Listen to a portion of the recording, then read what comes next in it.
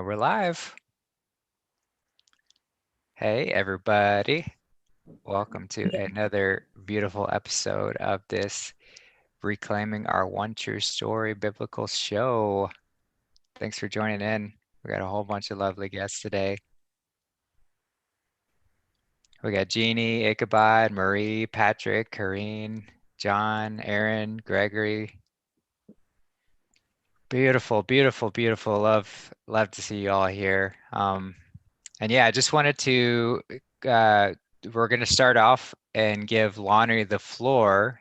We were so fortunate that, or it's always such a lovely surprise to have her join us on these sort of things. We always love having her.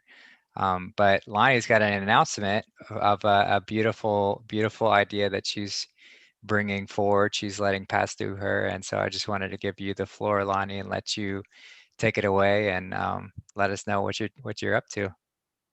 Aw, first of all, yeah, thank you so much. Like just seeing your smile, Justin, it's just so refreshing and just so welcoming and just so loving. And it's just making me feel really good because like I said before we started the live, just feeling a little bit scared when God calls you to do something.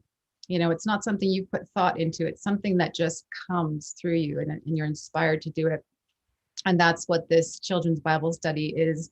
But I'm a little bit scary, but that's what happens. That's how it happens. God gives us these things and they're going to be a little bit scary, but we're just supposed to do them anyways. So yeah, so a little bit scary because, being the Bible and dealing with religion, everybody has, different feelings and thoughts about that. So it's a little bit scary. Am I gonna do it justice? Am I gonna do the right things? Am I gonna say the right things? Is it gonna be the right messages?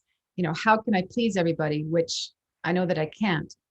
Am I gonna be criticized? Am I gonna be, all these things, right? So I just have to like let it go and continue to trust and hand it over to God that He's gonna continue to feed me the inspiration of what He needs me to say and come across. So whew, yeah, this is a little bit scary, but super exciting too, right? And my kids are so excited because they're going to take part and going to be helping me with this. They're checking with me all the time, like, okay, so what are we going to call it and what are we going to do? So, anyways, so on Saturday, so on the Sabbath, we're going to do this, and it'll probably be pre-recorded just because I'll have to probably edit a few things and work on it during the week beforehand, because I'd like to include like maybe a craft, do like a Bible study, teach a song. Like I know so many uh, lovely Bible songs about our God, and just kind of go with the flow there. And I really do want suggestions from people. I've already kind of put it out on my Facebook page, kind of letting my friends know this is what I'm planning on doing. If they have any suggestions, what would they like to see? So I'm just hoping it'll be a developing thing, an ever developing, growing thing where I can be learning at the same time, and we can all just be doing it kind of together, right? So very exciting. So that's on my Life and Birth Mentor YouTube channel. So if you go over there and subscribe now, then you kind of be in the know.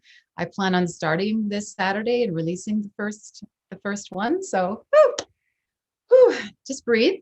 And it just feels really good to have all of you guys because when I hear Charlie's voice this morning and like the first thing, I could just hear this huge smile on your face, Charlie. It was just so warm and I could feel it. Like I could feel your love on this project and what this might be. So that just really eased any concerns I might have had in the moment. And then I have Marie. Thank you so much. I'm going to go listen to your message as soon as I'm off of here. I think that was all that I was going to say about that. Just start tuning in. Like I said, this Saturday it'll be in the mornings. I think that is it. Unless anybody had a question. Yeah, so just to kind of reiterate, this will be a children's Bible study, and the you're going to be doing pre-recorded, but you plan on posting every Saturday? Yeah. Okay. So you'll record at some point prior to, and then you'll post every Saturday at any particular time to look out for, or just sometime on Saturday. Yeah, not sure of the time yet, so just keep it'll be the same time every week, and then I'll just kind of stream it so people can be in the comments and I can be there watching as well, interacting. So it'll be live in that way. It just Yeah. won't be live like it is right now. So people can still be interacting in the moment, and I'll be there to be able to chat in the chat as well. Yeah, so we'll see how it goes. Maybe a 30 to 40 minute show to watch with your kids, and I'm sure parents will learn from this too, because I'm gonna make sure that we're involving everybody. And like I said, my kids will be involved too, so it's going to be really cool. So if anybody ever feels inspired or has any ideas or suggestions, or a theme like Marie, you were just saying about the 10 Commandments. Yes, that's awesome. Yeah, just focus on one or something. Sorry. If I can just pop in, Lonnie, I think we talked about this recently in a Miraculous Monday, just that like if we thought about what we were doing, we wouldn't do it. So it's like what Charlie's teaching us all the time, like just take no thought.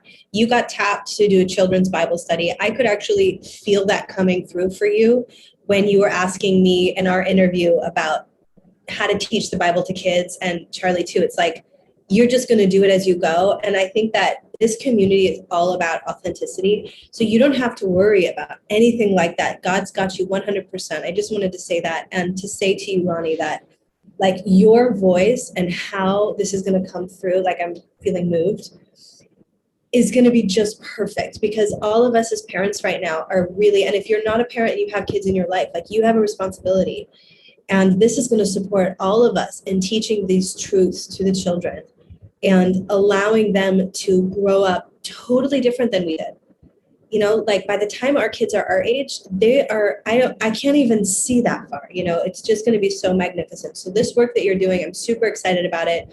I'm looking for activities for my kids, as you know. And I think what came up in my message to you was that the 10 Commandments, like thou shalt not kill, weaving into a conversation on the frugivore diet is very powerful for little ones. And I knew it at 7 years old, but I was always convinced it wasn't true. And I think that our role now as parents and leaders in children's lives is to convince them, not to convince them, but just to hold the truth with them. And that's why I'm excited about this offering. I'm so excited to be a part of it. Thank you, Lonnie. You're going to do great. It's going to be perfect. I already know it. I can see it. Aw.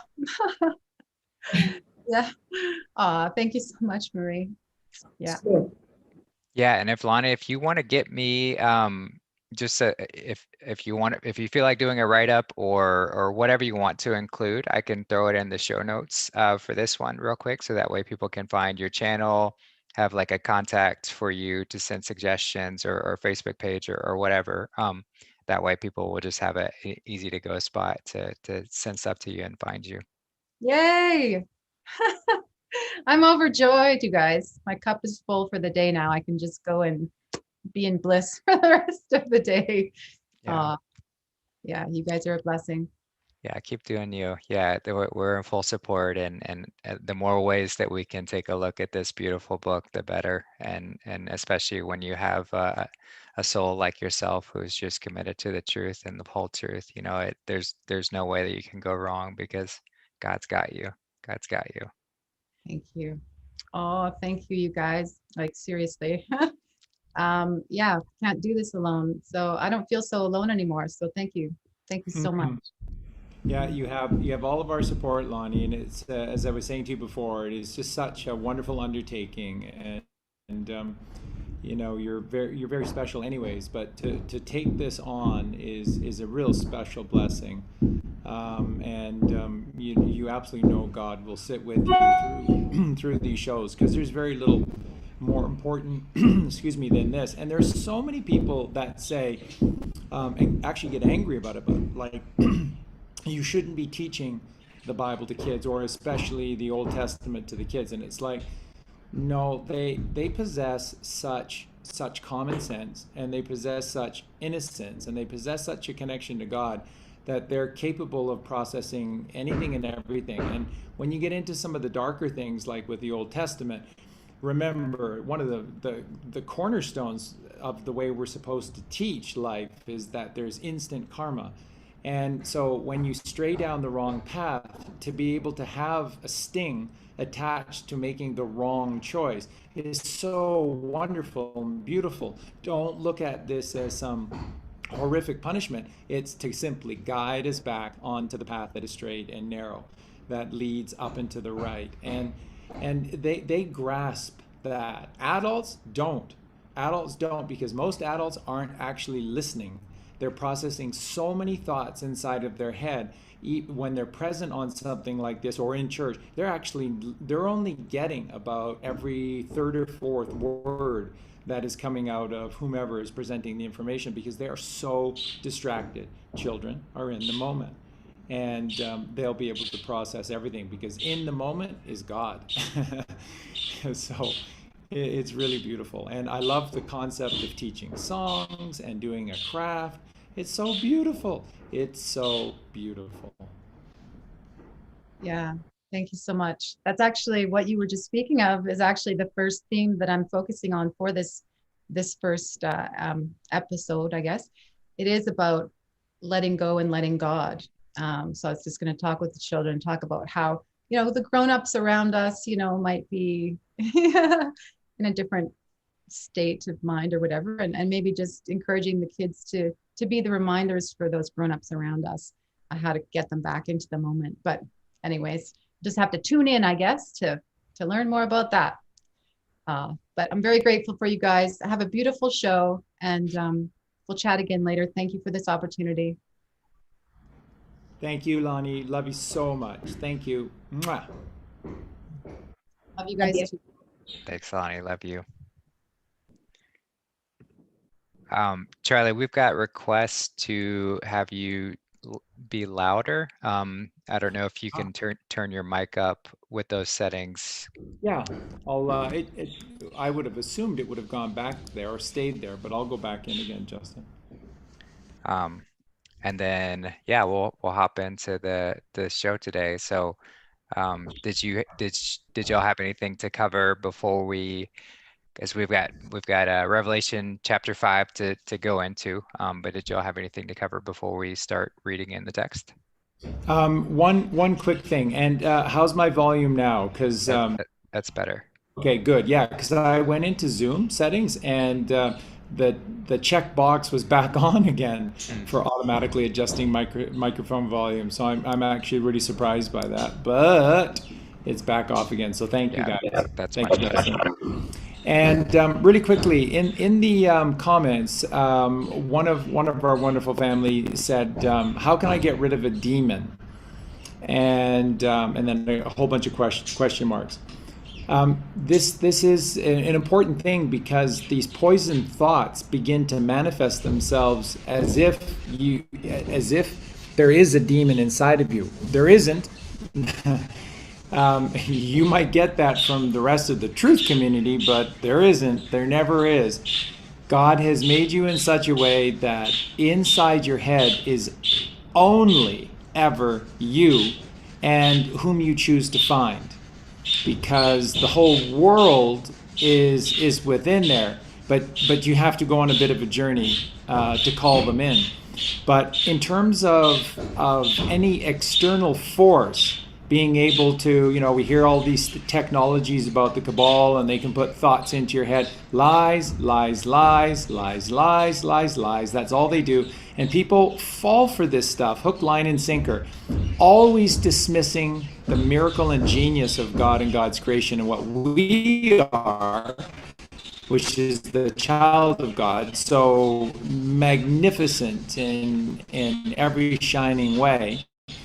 And they always just accept aliens or, technology and evil, and it'll, no, why are you always giving your power out there to evil instead of just trusting in God, trusting in your relationship with God? So to the question, if you feel like you have a demon inside of you, you don't. It's just the pollution of your thoughts that begin to take form as a voice, as a presence, and they begin to narratives. So how do you shut that off? The very quickest, simplest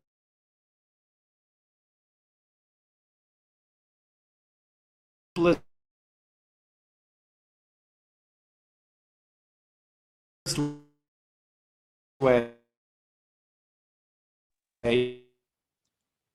It's cutting in and out.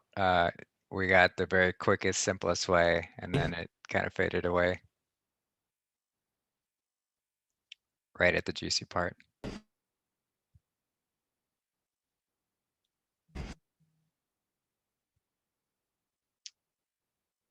Yeah, we're not getting anything. It always happens that way. Hey, There he is. Uh, yeah, it's like every other word. All right, he's gonna try joining back in, I guess.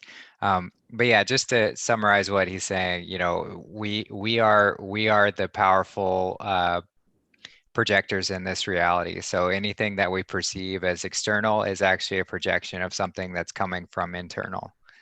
So if we want to, if you want to get rid of a demon, it's not a demon that's coming out there to get you. It's something that you've internalized and you are projecting outward. And when you do project that powerfully outward, it can seem very real and it can affect you very powerfully, but it's a internal manifestation of something that you've got to resolve.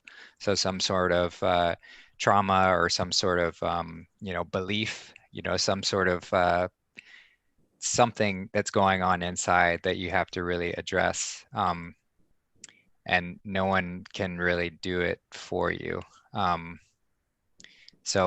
when we believe these ideas that there are demons and aliens and ghoulies and ghosties and things in the out there world, it actually does solidify them as being real because we believe in them, and then by our consciousness projecting those beliefs out there, we actually solidify them in the physical world in a sense. And our consciousness is so powerful that the more that we tap into that and we really do believe it, it actually makes them that much more real, and they can affect things in more real ways. But it's just our internal consciousness playing out and doing things like that. So it's really important to come back to the truth and realize with real eyes that there is nothing outside of ourselves. We are the co-creating manifestors in this reality. We are the projectors. And so there's nothing that can affect us from the external world unless we allow it, unless we give our consent. So that's what putting on the armor of God is. If you know that there's nothing in the external that can really affect you, then there's not. It can't, because God is always with you, and you are a child of God, and there's nothing that can penetrate that. But as soon as you start to let that fear and that doubt and that skepticism and all that start to creep in, then you're taking off the armor of God, and you're actually performing black magic on yourself by believing and allowing those fears to permeate, and you're giving more room for those who do consciously participate in black magic to take advantage of those fears and to steer them and to affect you in those sort of negative ways. So it's really important for us to remember, because when we come from a place of victimhood, and victimhood is a complete facade, it's a falsity that's pushed on us. But when we believe this idea of victimhood, then we become the victims. But as soon as you step outside of that, as soon as you say, no, I'm empowered, I'm a child of God, nothing can affect me in that sort of way, then it can't. And it's just a flip of perspective. That's all it is. That was beautiful, Justin. The one thing I would add, maybe two, is that if it feels like that's happening, the good news in this community is that we have mighty companions. So sometimes just the thought of a mighty companion or an angel or calling in Christ in those moments is the answer to the feeling of attack or victimhood or whatever we're perceiving is happening, just recalibrating ourselves to our divine nature is the correction. So it's like we could look at it as a sin or a mistake, but all it requires, instead of a punishment, I find that sometimes some of us might like get upset that we're, in a loop or whatever we're in. The easiest thing to do in those moments is to pull out and to ask for support from your higher self, from Christ, from whoever you're identifying as a friend in that moment. A true friend supports us in getting through that little hiccup. And I know the feeling. I think we all do, especially the higher we get, that feeling of when it creeps in, it's so foreign. It's like, wait a second, this isn't me. This doesn't feel like me. And it's true, because it's not. It's a part of you that's coming to the surface for you to consciously let it go. I was just having a call with a client this morning, and it was so powerful, just her work. And, initially being like, I'm not going to change my diet, Marie. I'm not going to do this. And now she's like drinking orange juice all day, eating salads, getting her kids off all the junk, in Michigan, in, the heart of the insanity. And she said to me, like, why does it feel like everything is so dark? Why does it feel like everyone is just so heavy and dense? And the only thing I could really come up with in that moment is because that's what's happening collectively for healing. And I think the issue that so many of us have had in the past is that we don't want to look at it. We just want the healing and the vision. We just want like all of the juicy stuff. But part of this work is looking at the places where you do feel like a victim, or you do feel abused, or you do feel traumatized. We have to have awareness of those things so that we can consciously release them and give them back to God and let them be transmuted, let them be taken from our field, from our chakras, any physical density, any stagnation in the body. All of that gets to go away if we're aware of the density. And that's what's happening right now, I think, for so many of us. And it certainly is for me. It's like when it comes in, I'm like, that's not mine. Yikes. And for whatever reason, there was maybe a hole in my field, or there was a tenderness or a place where I was not healed, that it felt like it came in. But the armor of God is, again, that decision of, wait a second, that's not mine.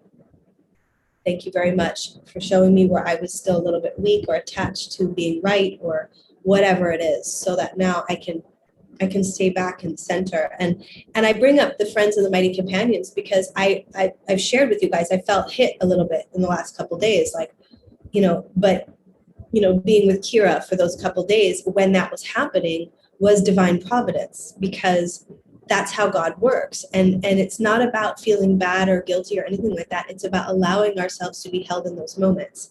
And even Jesus himself having those, like, if this can be taken, take it, if it can, but if it can't, okay, fine, I'll do it. That's my paraphrase, but was said a lot more elegantly in the Bible. But I think that that's what we're learning as we study the Bible, that this is a story that's playing out in our own lives. And that's not like ego or, oh, who do you think you are? That's actually humility.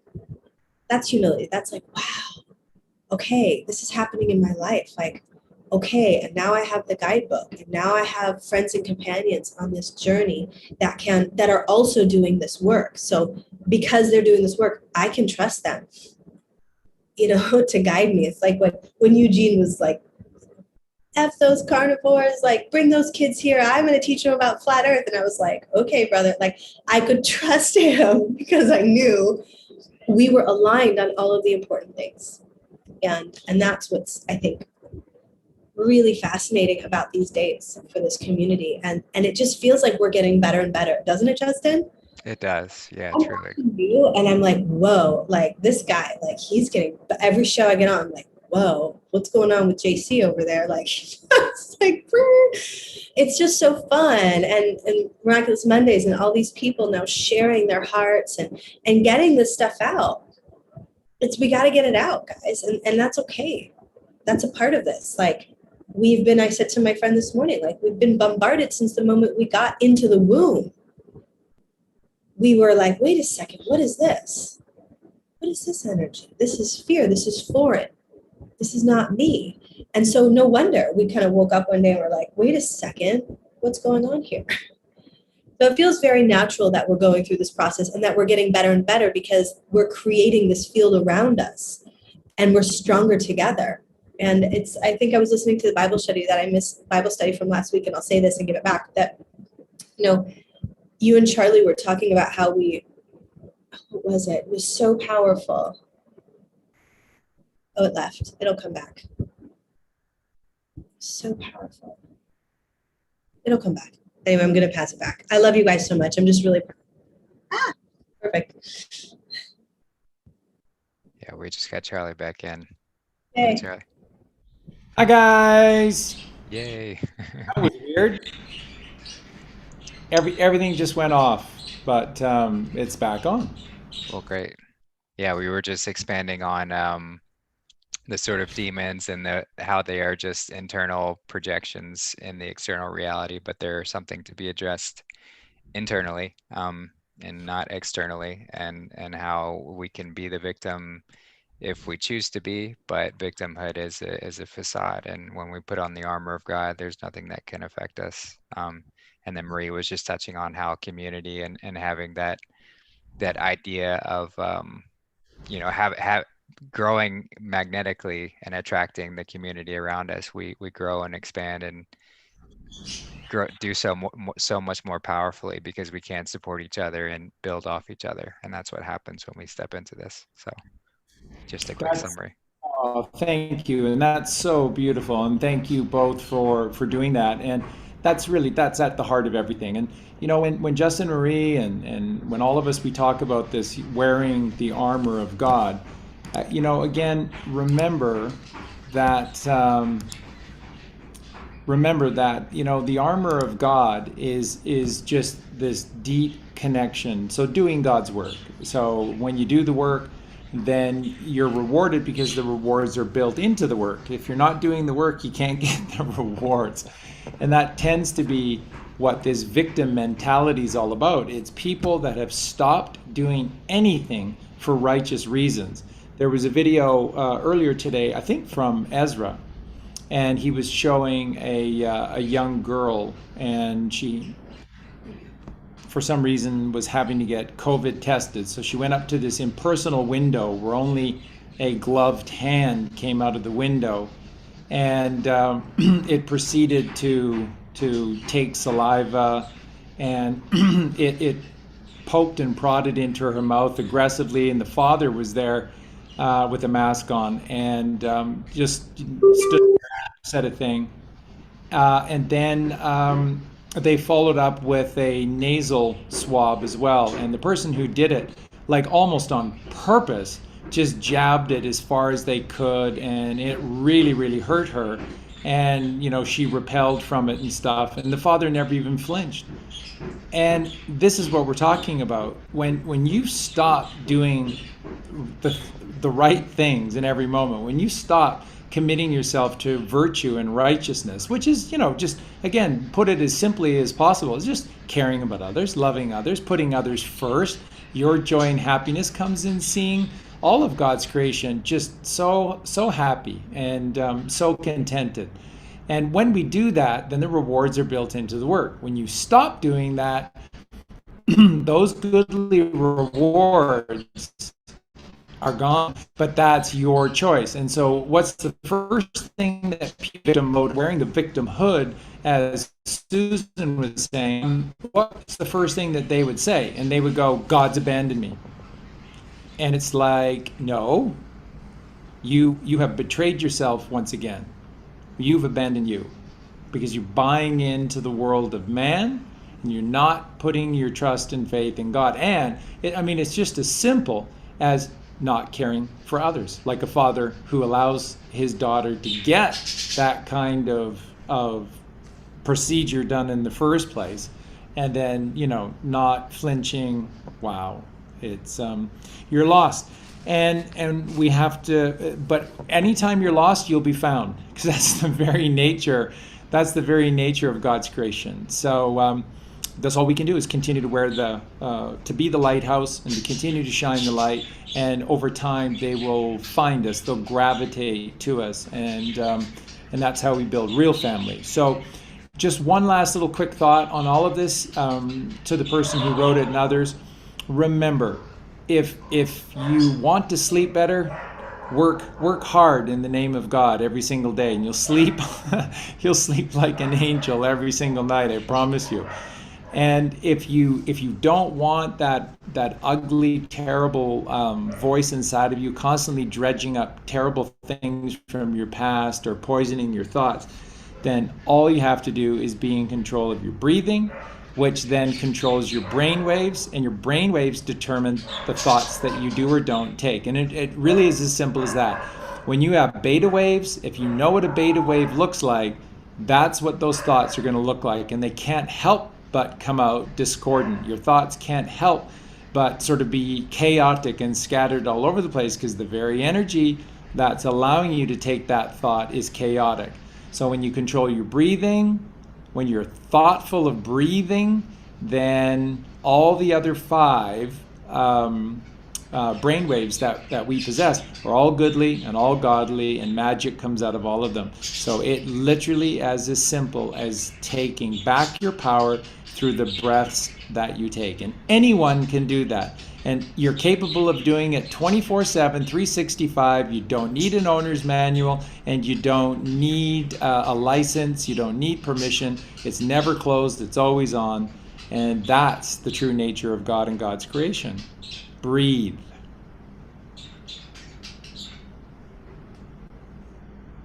Yeah, beautifully said.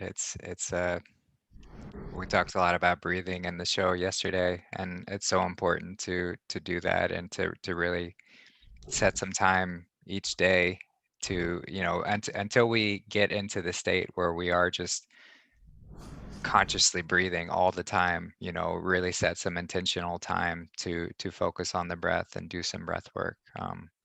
There's a lot of good material out there, and I know Marie has a lot of good breathwork material, and she's going to be adding a whole lot more. So, yeah, find those teachers and step into it, and really just experiment, practice. Okay, I'm going to do a little training here in Puerto, May 9th through the 14th, and we're going to try and live stream all of it. So just get ready for 2 yoga classes a day, 2 trainings per day. We're kind of sorting that out right now, so get excited. And there's also a couple classes on the channel right now. And I went to Danny's class last night. I just have to say, 75 minutes dedicated to breath and movement is transformational, to the point where I was so present. I was just so present with my daughter in a conversation that needed to happen. And I almost didn't recognize myself. It was so beautiful. I was so grateful. I felt wrapped with the wings of all of my mighty companions, especially Kira. And all because you were all holding me together, but it was because I breathed. I was breathing so loud. People were like, "What's wrong with that girl?" I'm like, "What's wrong with you? You need to be breathing louder." The point is to breathe so loud that people look at you like you're crazy. FYI, guys, they already look at us like we're crazy, so we might as well breathe really loud and really deep. Just go for it. It's transformational, and it just lightens you and fills you with oxygen and all of the things that you need to be present to this life.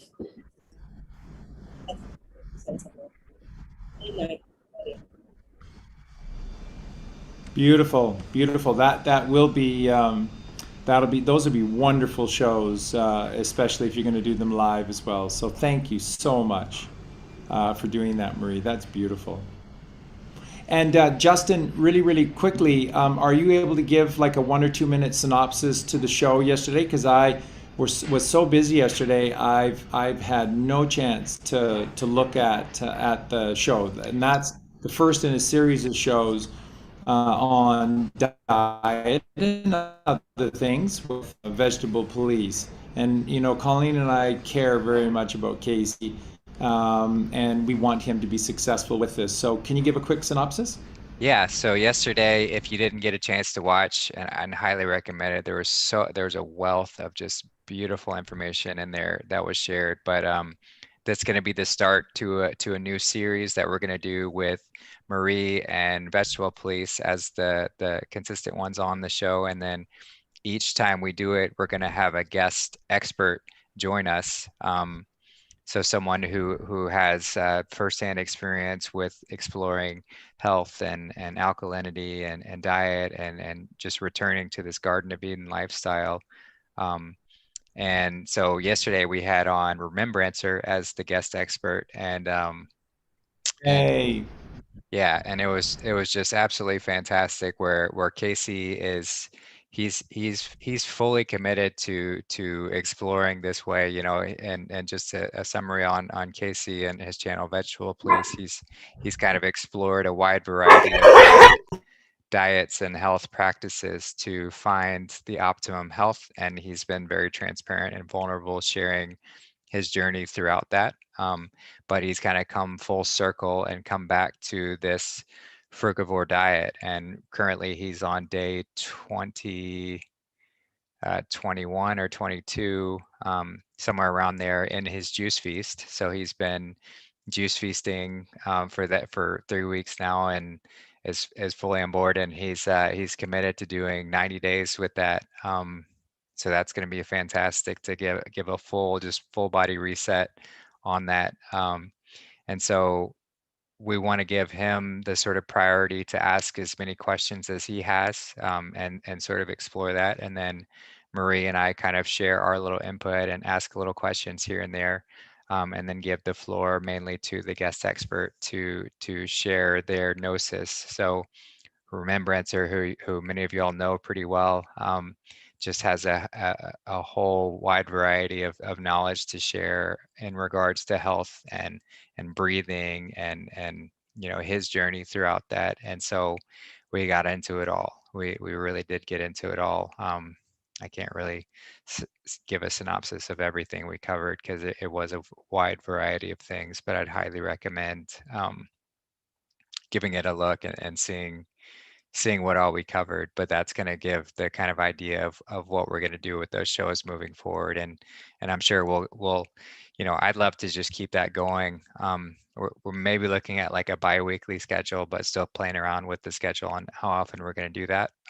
But the idea is just keep having more of these experts on. So we're going to have Charlie on at some point. We'll have Tony hopefully on at some point. I think Aaron is going to join us at some point. And then I'm going to reach out to maybe Josh and maybe even Santos, and just keep more of these beautiful Gnostic warriors and joining us on these shows to have a chance to share their knowledge and gnosis on these subjects. But it should be a wonderful series to keep going and just continue spreading this sort of knowledge, because we have to get, you know, as we've discussed in this Bible show, John the Baptist is all about purifying the body and having that baptism of water, and that's got to be foundational. You know, we can't skip that step and expect to have success in the later portion, in the baptism of fire of taking no thought, which is what Jesus showed us. But we have to start with that baseline. So this kind of show is going to be helpful to illustrate what needs to be done in order to get that baseline, so that we can move up and continue ascending and growing and rising past that point. But yeah, it should be fun to keep going into. that's beautiful, and thank you for doing that. You know, again, everyone, you can't put new wine into an old wineskin, and if you attempt to approach the baptism of fire through the raising of Christ consciousness within you, the chrism oil, then all you're going to do is blast holes into an unhallowed temple. You have to start, as Justin said, foundationally, and this is getting the two temples in alignment and in balance. And that's the temple of the body and the temple of the mind. So it all starts with food. Now, it's the least important of these processes, but you don't go anywhere. So it's like what Jesus said and that's of course a perfect allegory for what Justin was just talking about with John the Baptist. John the Baptist is the most important of all of these souls upon the physical plane. But even the least upon the spiritual plane is more powerful and important than John the Baptist. And that's because John was written that way to be a one-trick pony, which is to remind us that you cannot pass go and collect $200 unless you first do the work. And so you have to have a new wineskin, and that is the temple of the body. You must do this.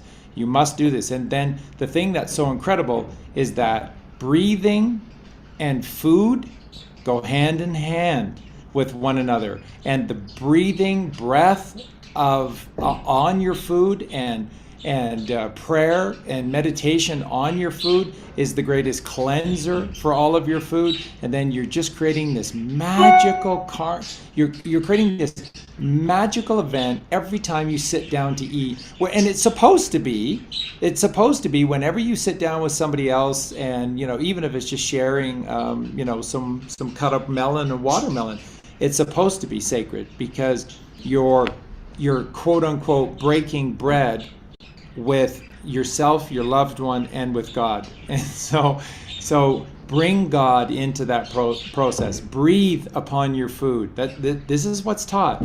Breathe upon your food, because when you're taking the Buddha breath, the diaphragmatic breath, that's God breathing on your food, and He will heal all.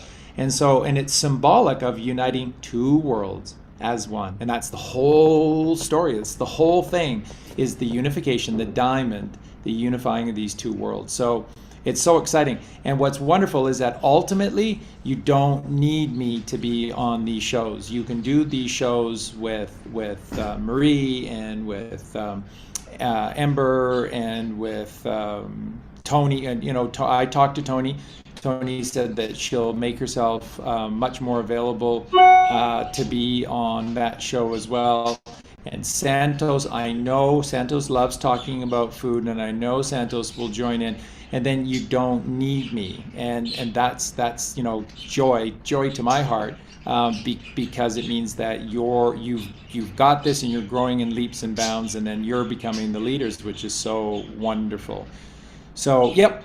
Thank you for doing that, and it was a great show card, by the way, Justin. You did a great job. You did a great job with it. It's an eye. It captures the eye, especially because you have beautiful Marie on the cover. Well, thank you. Yeah, but it was great, and yeah, we're gonna have really a lot of fun exploring that, and just keeping Casey involved, because he's such a beautiful part to this family, and we're really getting more in this, and just love his authenticity paired with his comedy is such a breath. It's such a breath of fresh air in this space.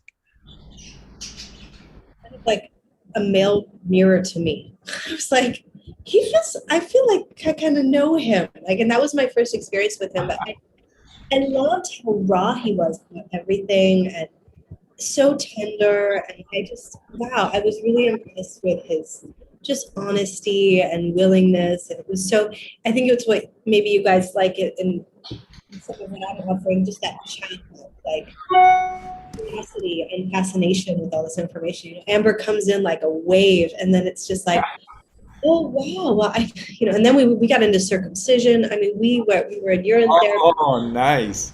We went everywhere, and it was awesome. It was really fun, and I really appreciated him coming, because he doesn't really come at it from that like really spiritual place that I think the rest of us are like, rah, God and this, and he's just more like, whoa, what's going on here? And I think that really offers a perspective to the community as people continue to come in, where it's safe. I think sometimes we can be a little intense for people and they get pushed away, whereas Casey's just kind of like a very safe, curious energy. And it was fun.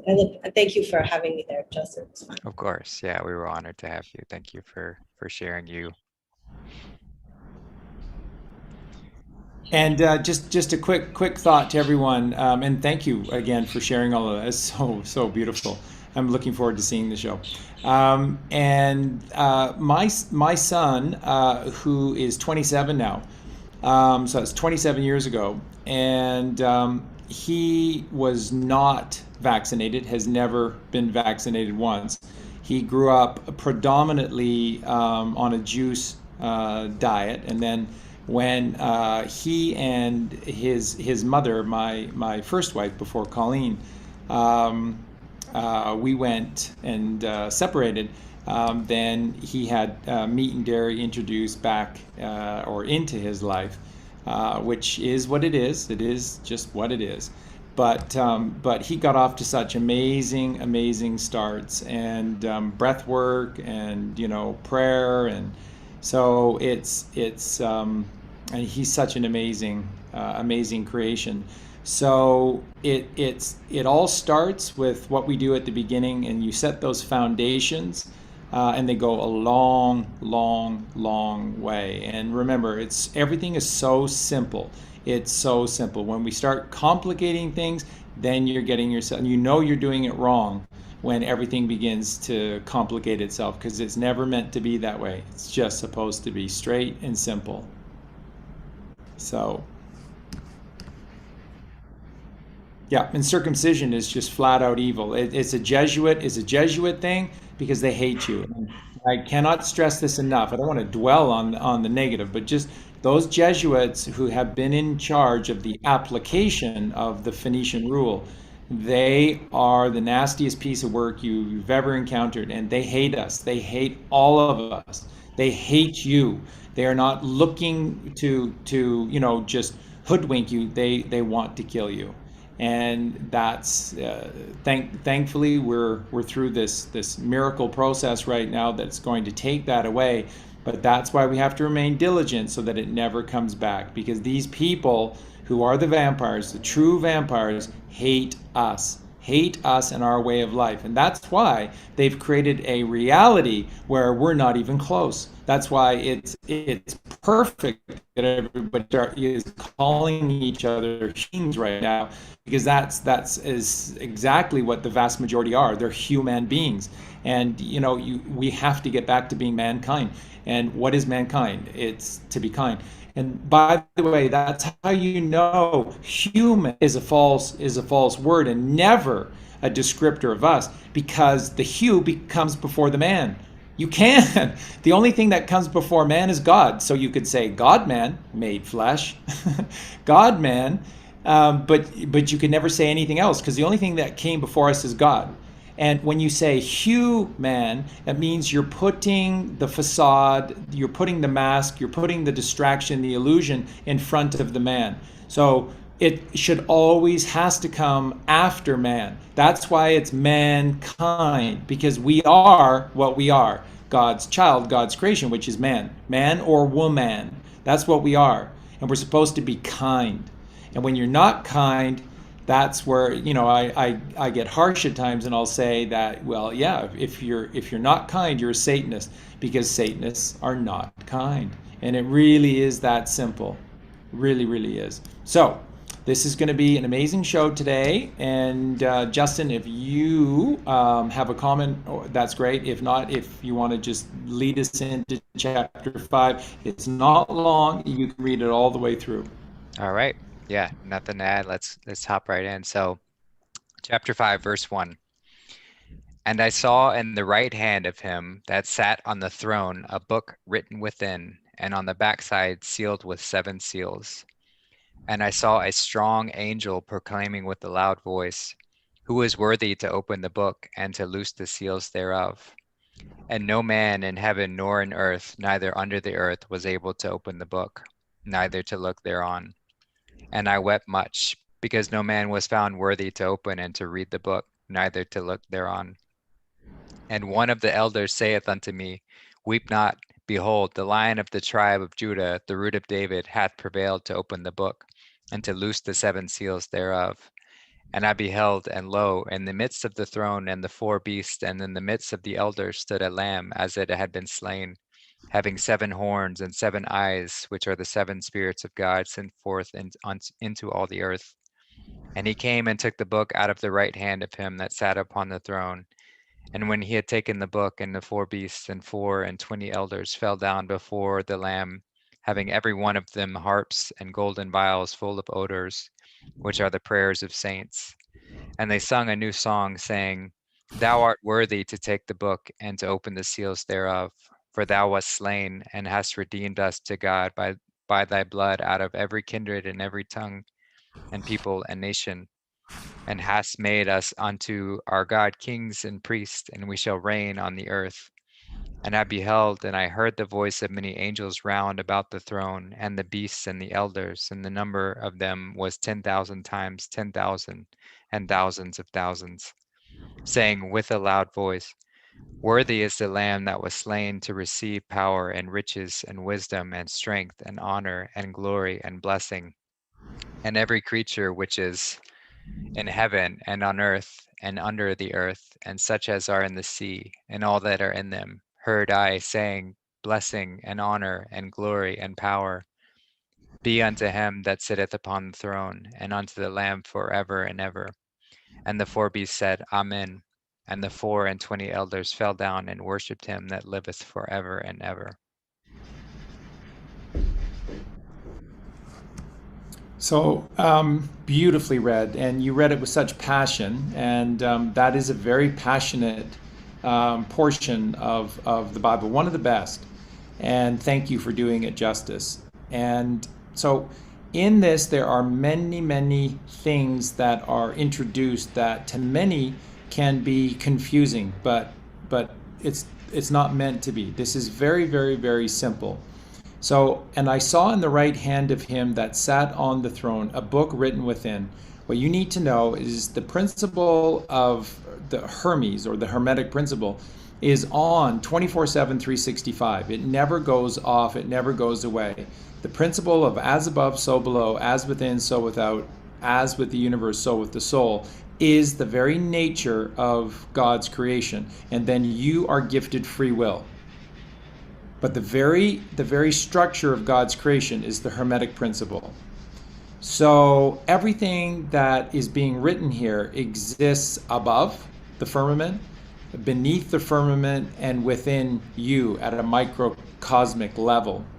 So that's the very nature. It's the reason being is that we're all connected together, and we're all united in every single moment as one, because the very same nature, the very essence of creation is in all of us, in the same way. So we're profoundly connected to one another, and that includes physically and metaphysically. So the book that was written within are the Akashic records.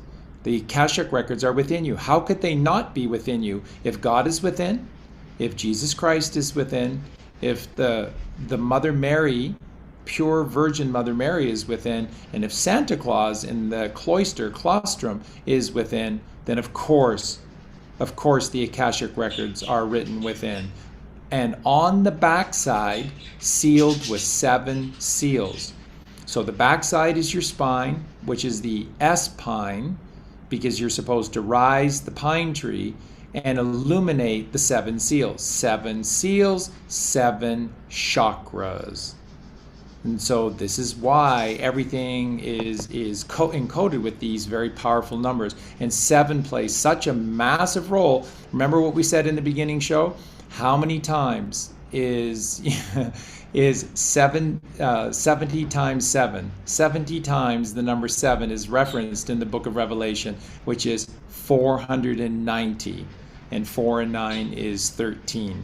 Which is the whole point of this, to rise to Christ consciousness. Rise Christ consciousness with God consciousness, and there you have the eternal Son of Man at the right-hand side of the Father. It's all energy. So, and that's why this is written this way, which is profoundly Hindu, and this is profoundly Buddhist, which just simply means, that's beautiful, because what it simply means is that we're all sharing and teaching the same story. And the same story originates in the night sky and within us and above the firmament. It's kind of cool.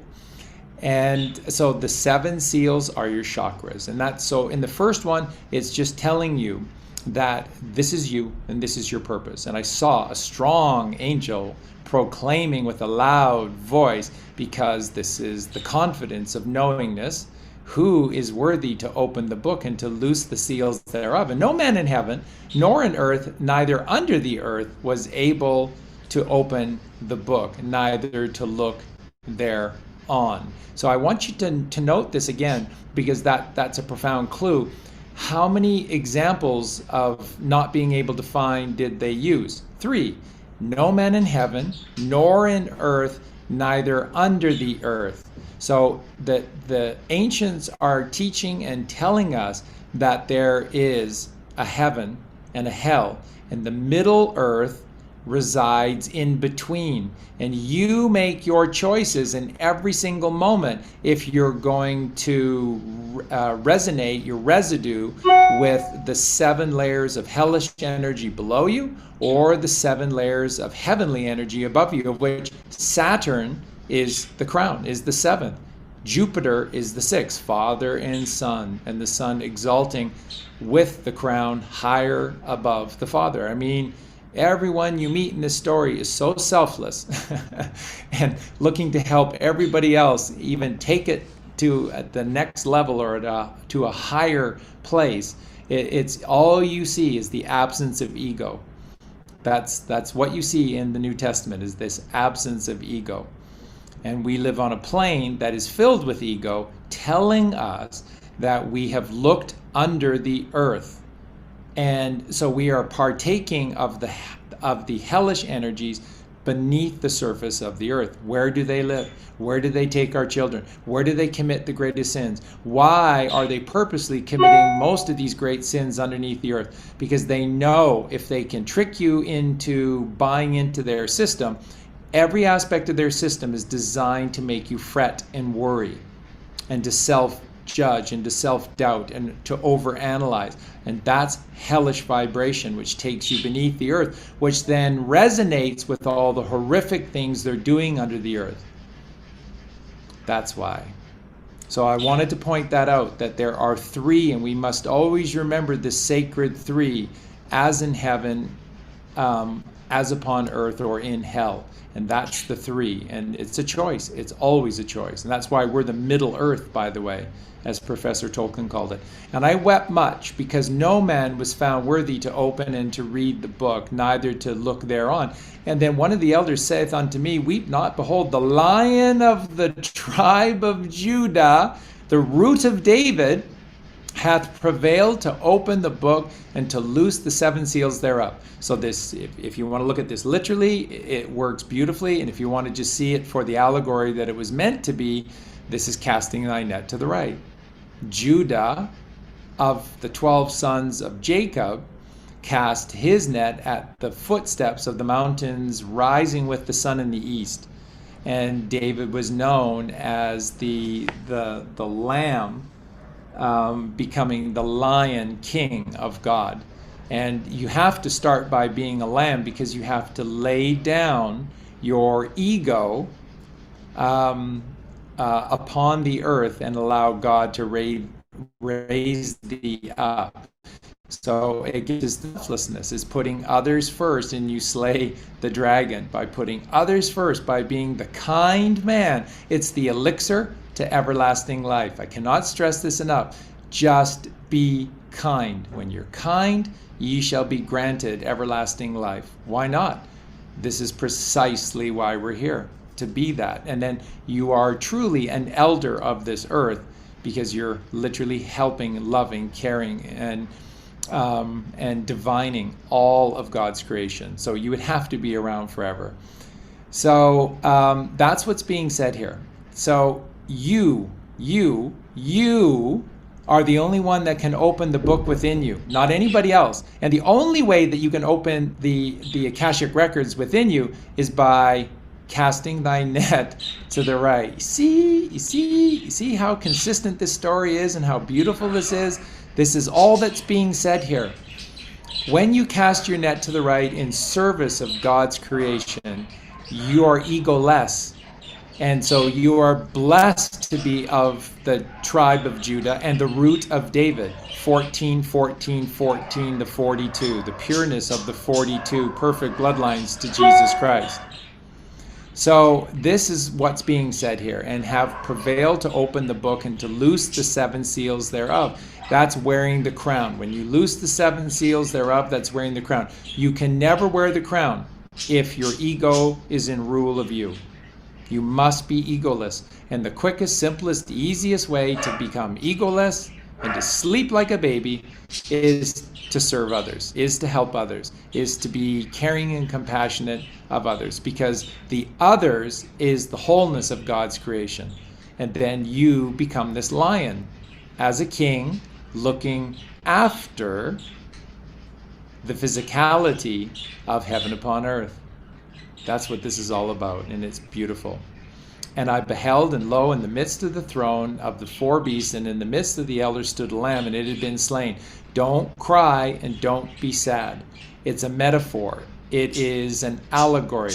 The lamb that had been slain is this egoless soul, perfect, pure, beautiful soul that humbly, penitently laid down before God, having 7 horns and 7 eyes, which are part of the 7 spirits of God sent forth in a radial pattern into all the earth. And he came and took the book out of the right hand of him that sat upon the throne.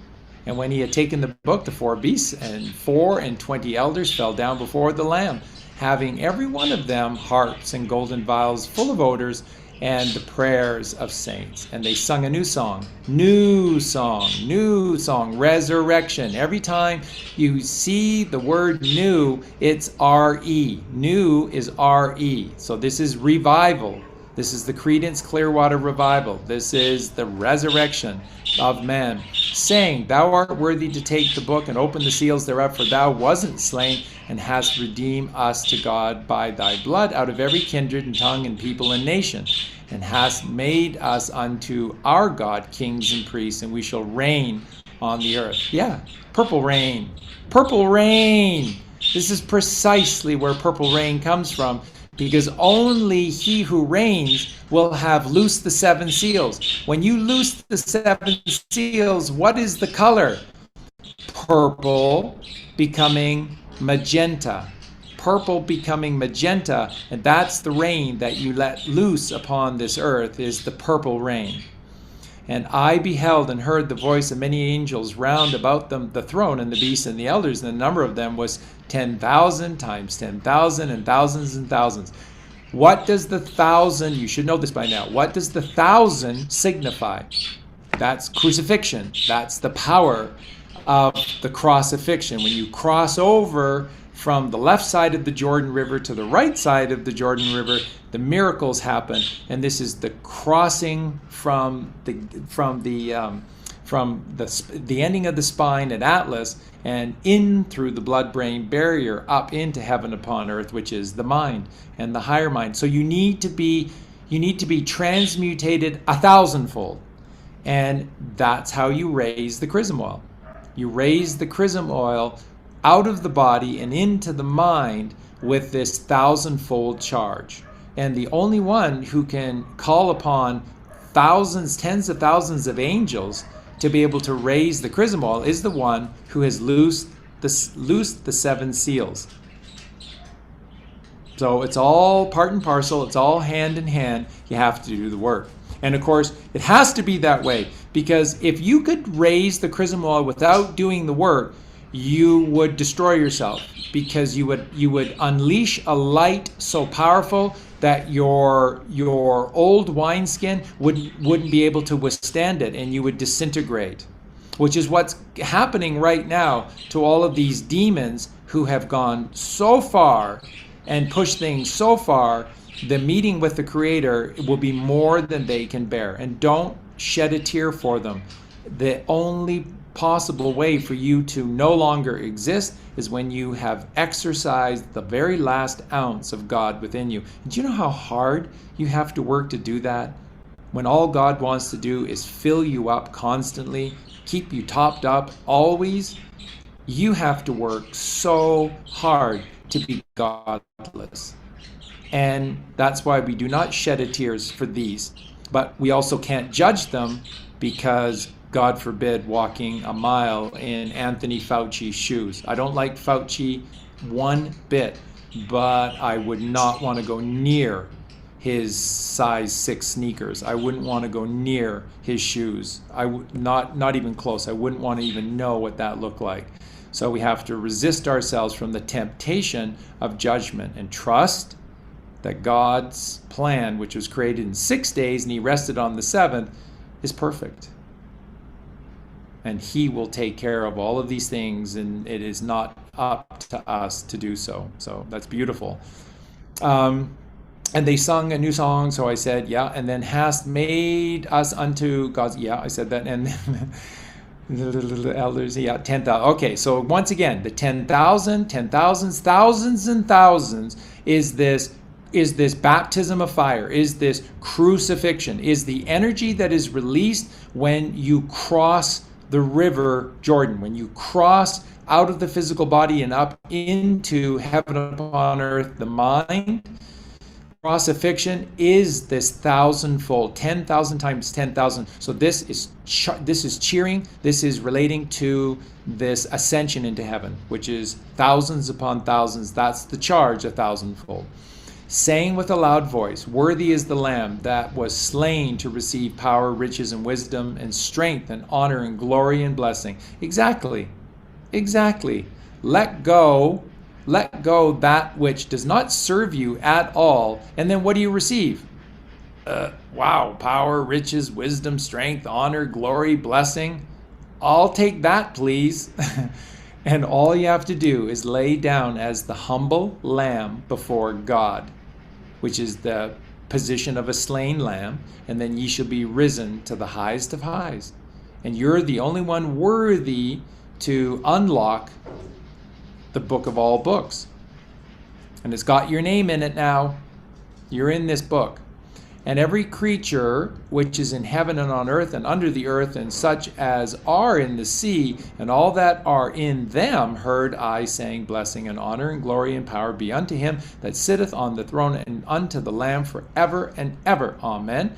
And the 4 beasts said, Amen. And the 24 elders fell down and worshipped him that liveth forever and ever. And so the brilliance of Revelation chapter 5 is this process, the higher process, telling you in plain sight how you live forever and ever. And this is the crucifixion, the 1,000 upon 1,000 upon thousands and thousands. You have to charge yourself up out of the physical, 5 physical senses within the physical frame, and up into the kingdom of heaven, which is the mind.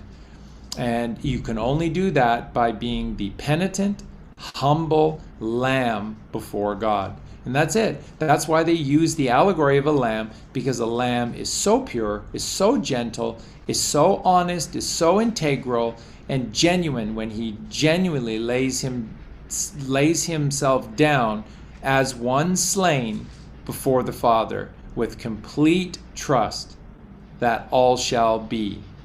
And it is.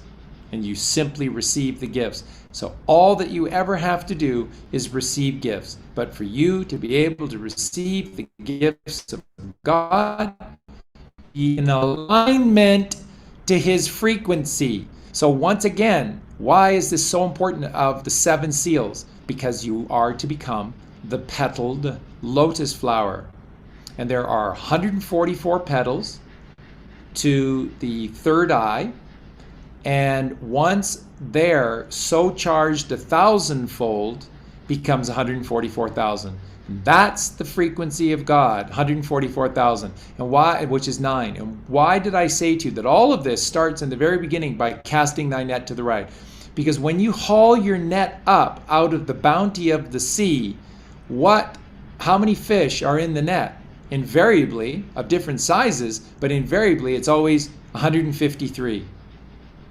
Which is 144, because 1 plus 5 plus 3 is 9. That's the frequency. It's frequency. And so to receive, all you have to do is to be worthy to receive the rewards of God. And the worthiness comes from casting thy net to the right or left. And your rewards are perfectly righteous for you, even though they're hell upon earth. If you go to the left, they're still perfectly divine for you. They match your thought, they match your efforts, they match your intentions. So It's always perfect.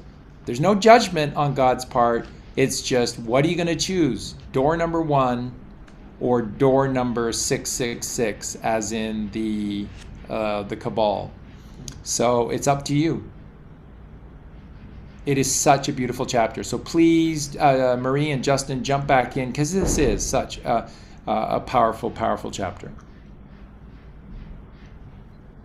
I think what you just landed on it, that last statement about how it's a choice, is something that we can really start to remember and reintegrate into our lives, that we have the power here. We're the ones that get to choose which door we open, and that doing the work is the choice. Like when you do that, the choices become easier, because God doesn't necessarily want us to struggle so much. It's like, this is the code book. You're going to struggle if you come outside the universal laws here. But if you turn your face to the right and you do this work, it's going to get easier and easier, because the power of God is going to support every step you take. And that's kind of the simplified version of what I'm taking from this chapter. A question I would have, though, and someone in the chat actually posted it, and then I piqued my curiosity around. If Christ is the lamb and we're meant to be as the lambs, then who's the lion? We are. This is the transmutation, so that you're one and the same, because everything is a journey. So to become the lion, you must start as the lamb. So you want to be a lion, and you're tired of being a sheep, then turn to the lamb. And the lamb is the perfect metaphor for he or she that is perfectly trusting and humble, penitent before God. Lay thee down before God and say, Father, bless me, for I have spent a life in sin. I'm sick and tired of sinning, Father, and all I want is to see and participate in your glory. Watch what happens. Like, there's people read this stuff and they go, well, it sounds so nice, but of course it's not true and it'll never happen. It happens every day. It happens all the time. The miracles are abundant in every single moment, but all you have to do is the work. So nothing comes for free. Everything comes with a cost. The cost is always the same price. It's always the same price. And there's always a cost. And that cost or price is 10%, the left brain. When you stop taking thought for yourself like you know it all, or that you could possibly know it all, or that you're somehow smart, then this is the wolf in sheep's clothing, getting rid of his costume and bearing himself before God as a humble lamb and saying to the Father, take me, Father, for I am yours. And what is the gift? You become the Lion King, because he needs you to roar his mighty commands. He needs you to blast forth the light that is now bestowed within you. And you will be eternal, because it is necessary that you eternally shine that light so that others can see. But if nobody does this, if nobody is willing to do this, then we're not getting anywhere. It takes one. That's the whole point of Jesus Christ. That's the whole reason why we should have such reverence for Jesus Christ, because he was the one who said, I'm going to do this. So did Buddha. So did Krishna. So did Zarathustra. There are beautiful souls from all over this earth that are humble, penitent men that have done this, and they're just kept from you.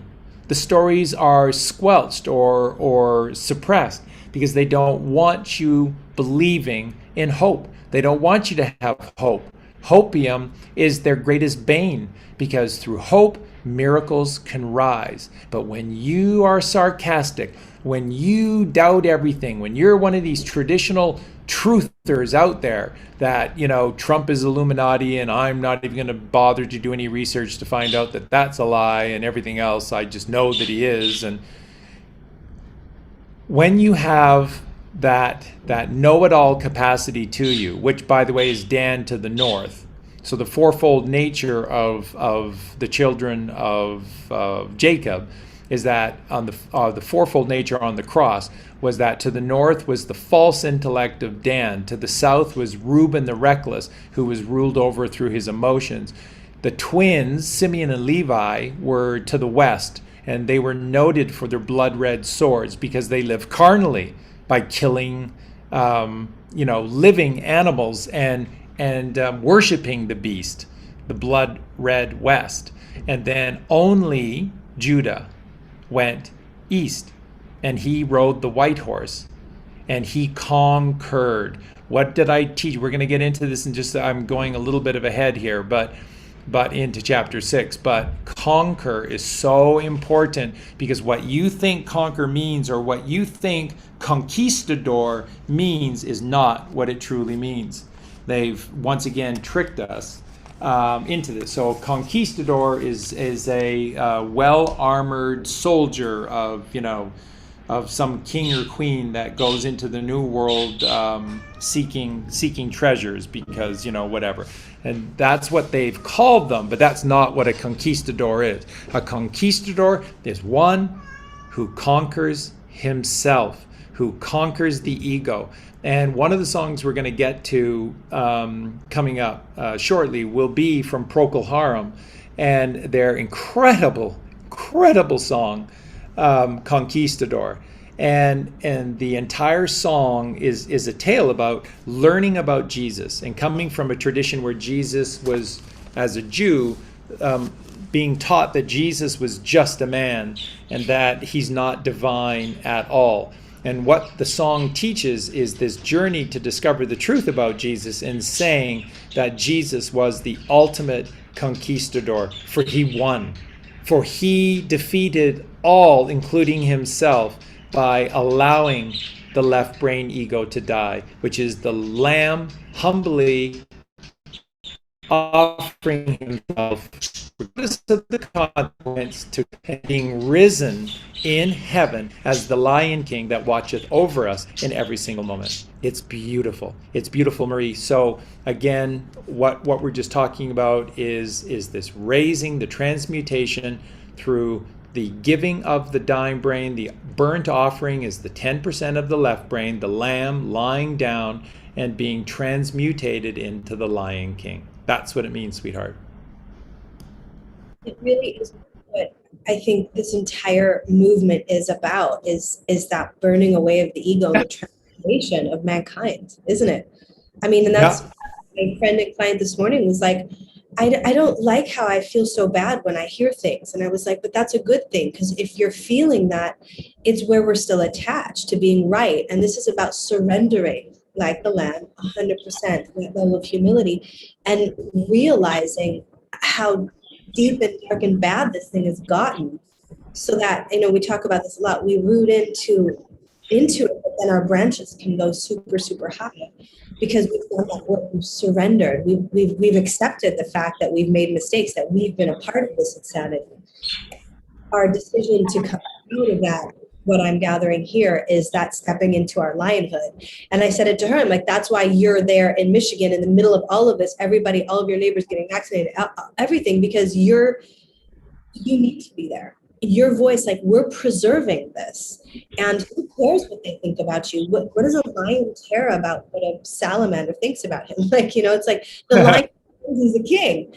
And I love that analogy. And it really does resonate with what's happening right now, with this surrendering of our cultures, of the things that we grew up with that we thought were normal, of the food that we thought was healthy for us, of the schools that we thought educated our children, the healthcare system. It's like everything surrendering and transforming now to what is in alignment to God's truth. It's a beautiful journey. Thank you for that.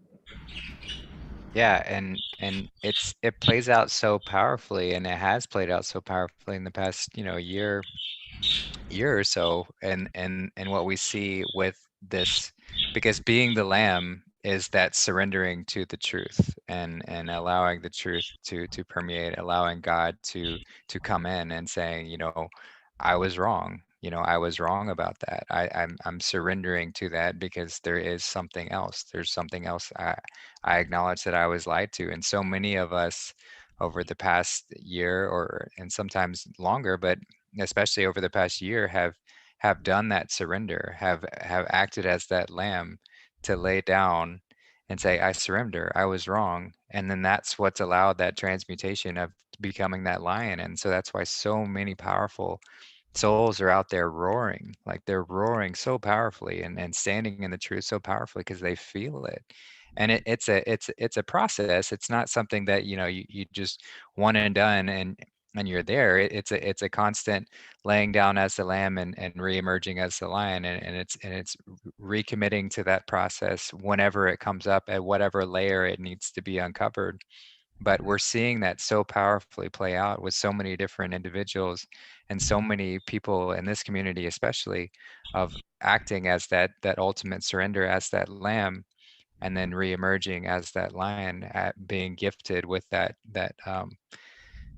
strength from God. And it's so powerful to witness. It's so beautiful to see, and we're just going to keep growing. It just gets better.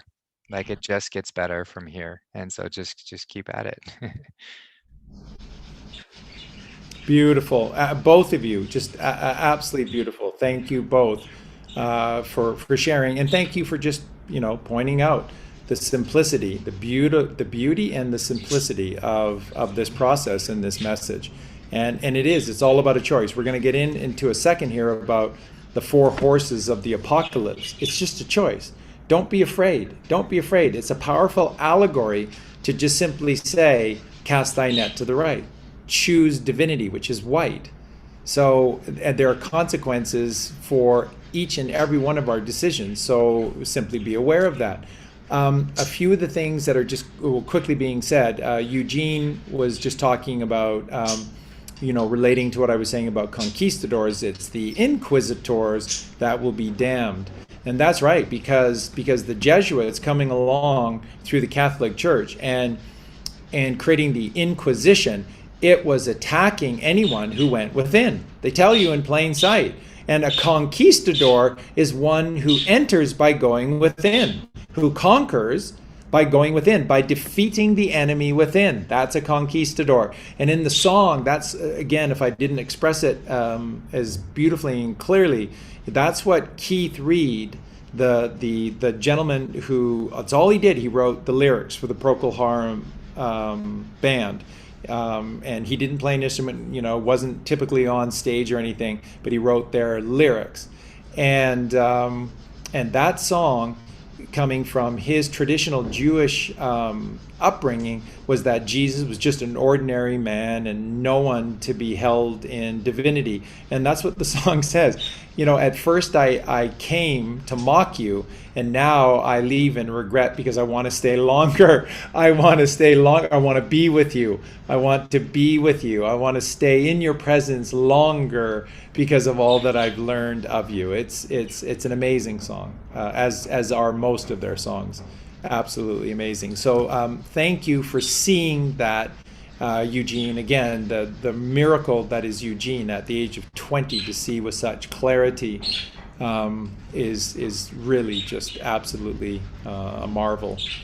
And Susan made a wonderful comment about Nazareth and the nose and nasal, and it's all relating to breath and doing the inner work through the breaths that we take. And just beautiful, such wisdom amongst our just beautiful. And then Erica said, lion equals light. Yes, the Lion King is he who wears the crown, who has the new wine skin that can handle the new wine, and that is an eternal wine. So it's very potent.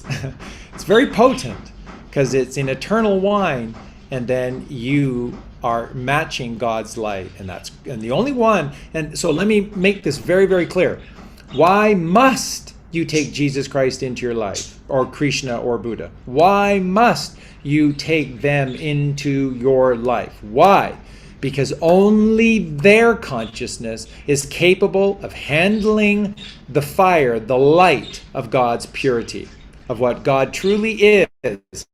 So you must rise with the purity of the Virgin White Mother. You must rise with the child she takes with her, because it's only through them that you will be able to withstand the brilliance and the power of the diametric light that is God. That's why. You see how everything just works so beautifully? And so thank you for that, Erica. The lion is the light. Lion is light. And that's really beautiful. It truly is. All right, you want me to jump into chapter 6? Go, go, go, go. All right. Chapter 6, verse 1. And I saw when the Lamb opened one of the seals, and I heard, as it were, the noise of thunder, one of the four beasts saying, "Come and see." And I saw, and behold, a white horse, and he that sat on him had a bow, and a crown was given unto him, and he went forth conquering and to conquer. And when he had opened the second seal, I heard the second beast say, "Come and see." And there went out another horse that was red, and power was given to him that sat thereon to take peace from the earth, and that they should kill one another, and that there was given unto him a great sword. And when he had opened the third seal, I heard the third beast say, "Come and see." And I beheld, and lo, a black horse, and he that sat on him had a pair of balances in his hand. And I heard a voice in the midst of the four beasts say, "A measure of wheat for a penny, and 3 measures of barley for a penny. And see thou hurt not the oil and the wine." And when he had opened the fourth seal, I heard the voice of the fourth beast say, "Come and see." And I looked, and behold, a pale horse, and his name that sat on him was Death, and hell followed with him. And power was given unto them over the fourth part of the earth, to kill with sword, and with hunger, and with death, and with the beasts of the earth. And when he had opened the fifth seal, I saw under the altar of the souls of them and that were slain for the word of God, and for the testimony which they held. And they cried with a loud voice, saying, "How long, O Lord, holy and true, dost thou not judge and avenge our blood on them that dwell on the earth?" And white robes were given unto every one of them, and it was said unto them that they should rest yet for a little season, until their fellow servants also and their brethren that should be killed as they were should be fulfilled. And I beheld when he had opened the sixth seal, and lo, there was a great earthquake, and the sun became black as sackcloth of hair, and the moon became as blood. And the stars of heaven fell unto the earth, even as a fig tree casteth her untimely figs, when she is shaken of a mighty wind. And the heaven departed as a scroll when it is rolled together, and every mountain and island were moved out of their places. And the kings of the earth, and the great men, and the rich men, and the chief captains, and the mighty men, and every bondman, and every free man, hid themselves in the dens and in the rocks of the mountains, and said to the mountains and rocks, "Fall on us, and hide us from the face of him that sitteth on the throne, and from the wrath of the Lamb. For the great day of his wrath is come, and who shall be able to stand?" So great job. So once again, we're going through the 7 seals, but we're doing this metaphorically through the 4 horsemen of the apocalypse. So once again, the white horse is Judah in the east. The red horse represents reckless Reuben in the south. The black horse with the dual scales of this false justice is Dan of the north, and the pale horse is in the west. So these are the symbology of the fourfold nature of man, and the choices we make and the consequences that we then live with. And so while chapter 6 can be sort of dark, and a lot of people have used chapter 6 to talk about the apocalypse, and as I shared with you in the first show, that's not what apocalypse means. What apocalypse and revelation both mean, and what they're both relating to, is the great reveal, is the great release of the truth, and then the regeneration of the human being into mankind that will come. So do not fear chapter 6. Do not let anyone attempt to tell you that this is end times or end days. It's not. It's a simple choice. There's a fee that you have to pay. There's always that fee, and it's always the same price. There's no inflation. It's always 10%. And that is the fee we must pay to become penitent and worthy and humble before God, than which all of the crowns and all of the power and the glory are bestowed unto us by being humble. So it's rather brilliant. So when I saw the Lamb open one of the seals, I heard, as if it were the noise of thunder, one of the four beasts saying, "Come and see." And behold was a white horse, and that is first, which is purity, which is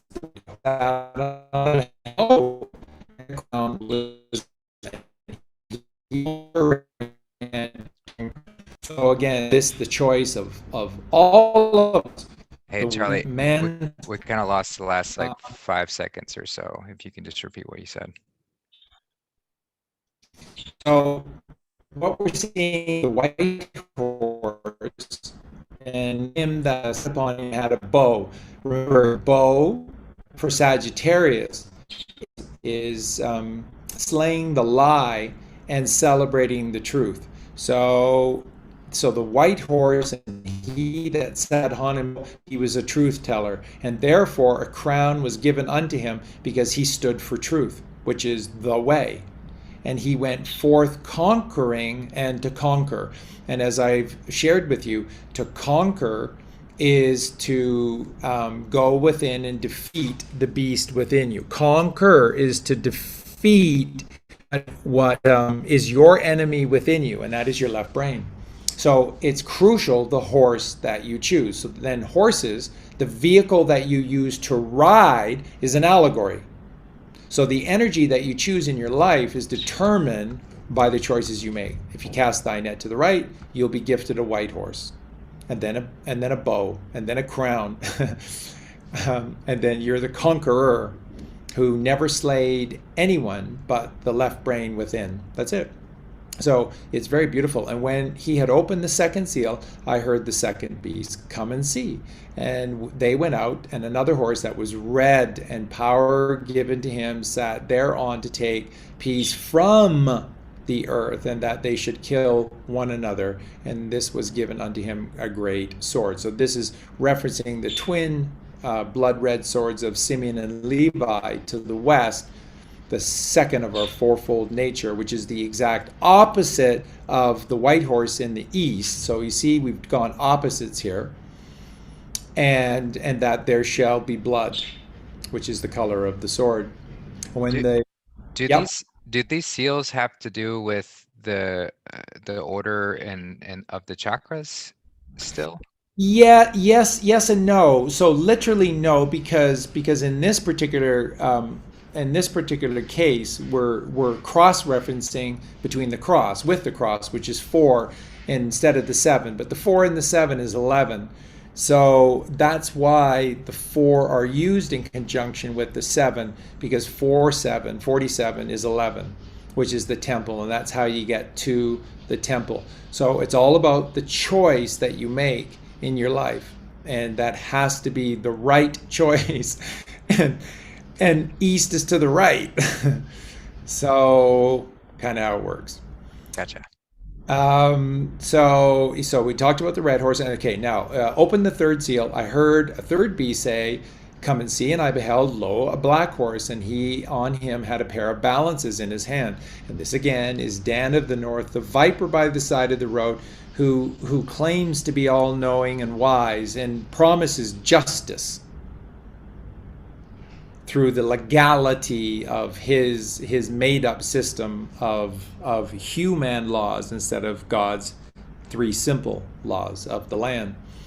And then you get this, how you get maritime admiralty law and thousands of different types of laws, and you can never ever use plead ignorance of the law and to be able to get out of a ticket or a fine or a judgment by the system. Somehow we're supposed to be responsible for all the laws and the bylaws that are set in place. It's insanity. It's complete insanity.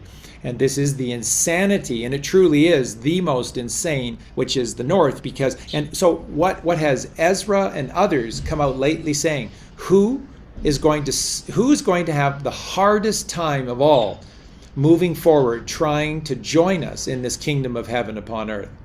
It's going to be the doctors. It's going to be the lawyers. It's going to be the dentists. It's going to be these people who have identified themselves as better than others because of their schooling, because of their artificial praise that's been artificially heaped upon them by organized society to teach us to become these ridiculous things, and putting value where there's no value.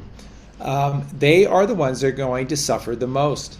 This is the danger of the black horse, because it's a runaway beast.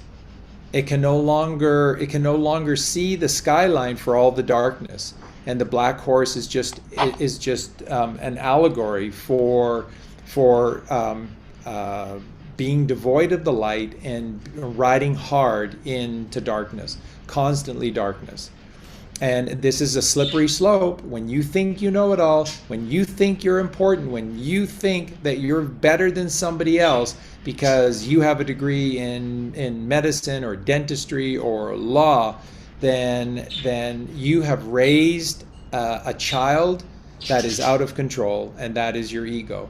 And they're the ones that are going to suffer the most in attempting to slay the beast, because they have, boy, have they made. And that, of course, can never be a universal statement. I am certain there are a few. I'm certain there are some that are from these backgrounds that truly do have a desire to benefit many. But those likely have left these professions because they realize that the very nature, structure of these creations is such to not be able to help anyone. Is sort of the whole point of it. So I wanted to share that with you because they are the ones that are going to have the hardest time. This false sense of superiority. We're all one. We're all the same. We're all uniquely different, but the difference and the distance between us is so very small. So when you think you're better than somebody else, that's judgment. And woe unto he who judges, for you now must walk a mile in the shoes of the many. And I wouldn't wish that on anyone. And I heard a voice in the midst of the four beasts say, a measure of wheat for a penny, and 3 measures of barley for a penny, and see thou hurt not the oil and the wine. Yea. And when he had opened the 4th seal, I heard the voice of the 4th beast, come and see. And I looked and beheld the pale horse, and his name that sat on him was Death, and hell flowed with him, and power was given unto them over the 4th part of the earth to kill with sword and hunger and with death and with beasts of the earth. And so this is coming from the south. This is coming from underneath the earth. And this is the unleashing of hell upon earth. Because you rode a pale horse. You are sickly. You are sickly because you have no light. You're filled with darkness. And so you have a pale hue about you. And that truly, I mean, if there's no better allegory to look at the many who would look at this and scoff at the fact that that they are the pale horse rider, or that they're unleashing demons upon earth. But they are all of these people who work for the government or do this and that, and allow their daughters to be swabbed by some mystifying hand sticking out of a hole in a window with a swab in the mouth and the throat, and not batting an eye at this. I'm sorry, but you're unleashing the demons from underneath the earth, and you are pale. And so look at these people, right? Like we talk about this with the vampires. We talk about the vampires all along. They because of the kofefe, they have a leeching process within them of the laminin. Therefore, they're constantly pale because they can never keep enough blood within them. And so they have this pale look, and they are the pale riders. But everyone who participates with these pale riders, everyone who treats these pale riders as their heroes or as their masters, and does what they say or attempts to emulate the Johnny Depps of the world, then ye ride the pale horse, and thy color shall be pale of thy skin as well. And a pale hue is not a healthy hue of illumination or white. It is sickly. It is a sickness. It is a pestilence that rises from underneath the earth. And that's what's being said very, very powerfully. And you want to make a note of that. If you want to make a note of that, that's 6-8, and there's no better passage to talk about what has happened to your family, to your friends. I just had someone talk to me today just about a situation with their father, and sort of questioning what they're doing or how they see things. And there's no better way to look at this than these people who look at you for the righteous acts that you're doing and lash out at you in anger or in judgment. They're pale, and the paleness is a sickness, and that's the color of this land. If it isn't blood red, then it's a pale hue, and we've all fallen into a great sickness, which is, a perfect allegory for the COVID, which is not any reinfection in the mind, where belief is and turned into a powerless victim, and you wear the victimhood, and it's very, very sad. So I wanted to really drive that point home with 6-8. This is where most people find themselves, and incredibly, the vampires. So they are powerfully connected with the vampires who are the scourge of this earth. And when he had opened the fifth seal, I saw under the altar the souls of them that were slain for the word of God and for the testimony which they held. Those that have been eradicated for staying loyal and true to God. And they cried with a loud voice, saying, How long, O Lord, holy and true, dost thou not judge and avenge our blood on them that dwell on the earth? And the white robes were given unto every one of them, and it was said unto them that they should rest for a little season until their fell also, and that as they were should be. So this is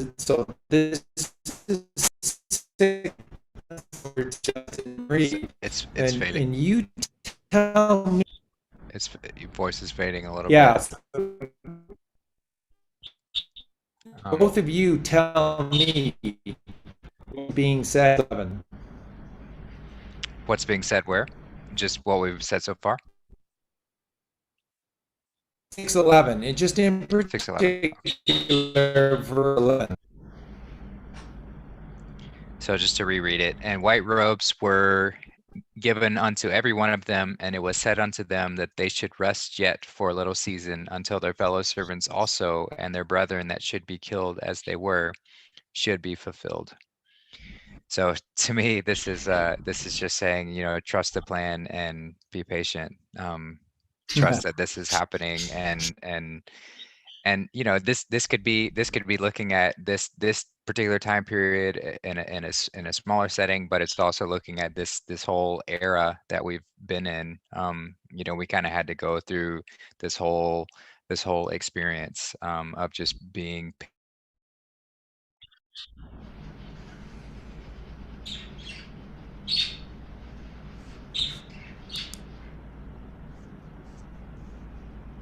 Justin, are you there?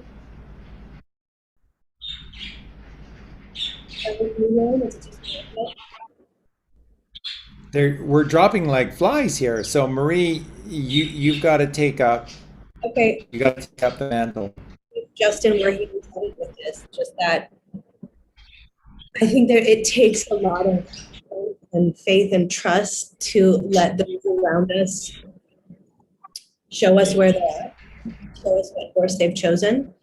And it's like he's sitting here for us to rest for a little season, just to allow that to happen. I think that's been hard for a lot of us. We've really had a lot of passion and wanted to like support our fellow servants here and our brothers and sisters and our families, but they are in another reality. They're on another course. They've chosen another path. And I think that what you share with us often around, not judging and allowing them, because we don't want to walk a mile in their shoes. And if I think about like the politicians, and I had a short stint in Washington, D.C. as a young woman and working for a senator and a think tank and really feeling like I was going to, save the world through public service and all of those things. And when I finally left the senator I was working for, I remember telling them, you're pure evil. I was 24. And I said, this is the best day of my life that I'm not working for you anymore. And this has been like really eye-opening. And watching, all of the presidents and all of the people that we've admired over the years, and the doctors. Anytime you stand up to a doctor and you say, no, I'm not subscribed, I'm not doing that. It's because the only reason that they got to that level is because they've sold a part of themselves. Like they've dimmed down, the white robe that was given to them. Everyone's been given the white robe, but so many people are just taking it off and selling their souls to make it in the matrix. And that's kind of how I'm interpreting this and how I'm seeing this play out in my own life. Like realizing you don't get to that level unless you take a bunch of hits in terms of like kind of that wounded self that you kind of go into. And that's where I see so many of the people that love and that I'm like, what happened to you? Like, you're not making any sense anymore.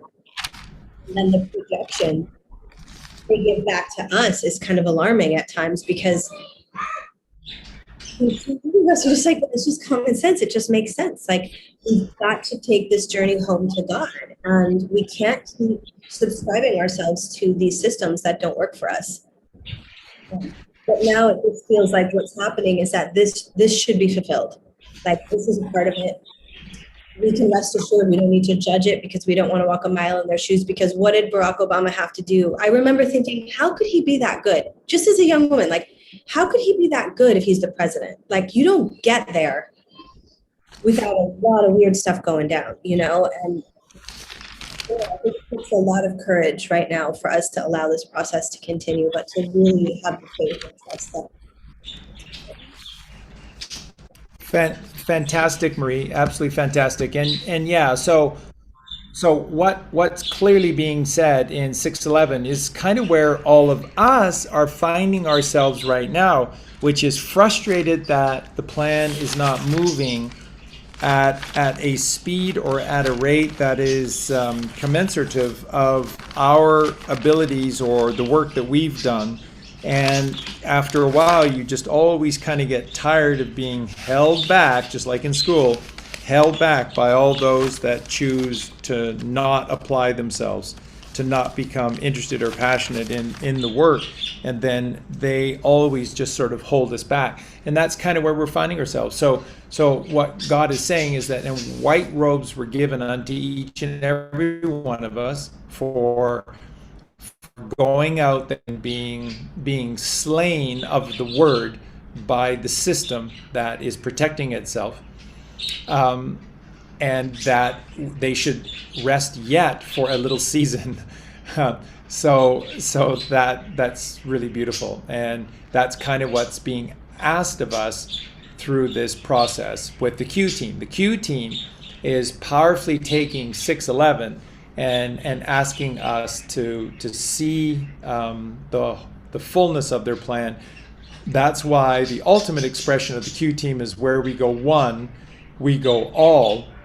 And so that put on your white robes, rest yet for a little season, have patience. Patience is a virtue, until their fellow servants also and their brethren should be killed as they were killed, should be fulfilled, which is the crucifixion, which is just casting thy net to the right, which is choosing Judah and the penitent tribe of the lambs before the rising sun of the Father in the east, so that we can become lions as well. And so really well done by both yourself and Justin to pick that essential message out of there, because it's really important, and it's really cool because that's what's playing out right now. Everyone in this chat room is being asked to be patient right now because where we go one, we go all, and that's 611, which is 6 times 11 is 66. 6 11s is 66, which is not a bad number. It's a good number. 6 and 6 is 12, which is the completion, the foundation of which we build all, because 1 and 2 is 3, which is the Father, Mother, and the child. So in 612, which is 72, 612s is 72. This is the 3 days. And I beheld when he opened the 6th seal, and lo, there was a great earthquake, and the sun became black as sackcloth of hair, and the moon became as blood, and the stars of heaven fell unto the earth, even as a fig tree cast her untimely figs when she is shaken of a mighty wind. And the heaven departed as a scroll. Whoop! Not today, boys. And when it is rolled together, and every mountain and island were moved out of their places, and the kings of the earth, and the great men, and the rich men, and the chief captains, the mighty men, and every bondman, every free man, hid themselves in the dens and in the rocks of the mountains, and said to the mountains and rocks, fall on us, and hide us from the fate of him that sitteth on the throne, and from the wrath of the Lamb. That's God and Jesus Christ. For the great day of his wrath is come, and who shall be able to stand?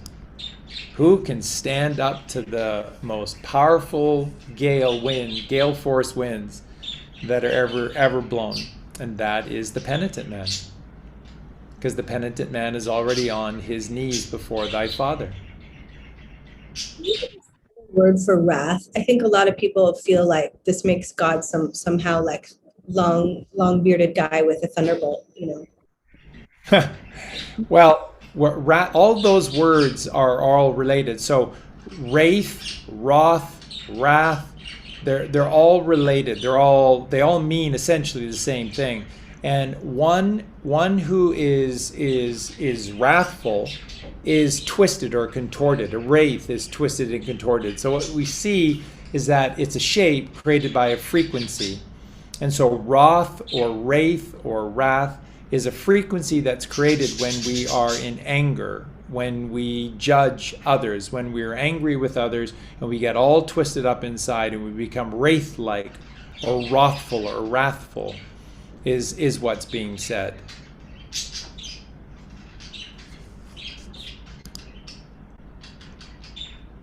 So do you want me to just piece all of that together, or do you guys want to jump in this moment? Go for it. I mean, I guess I'm just still kind of stuck on like, not God's wrath that's coming. It's like it's the wrath we bring on ourselves when we don't surrender our will to God's will.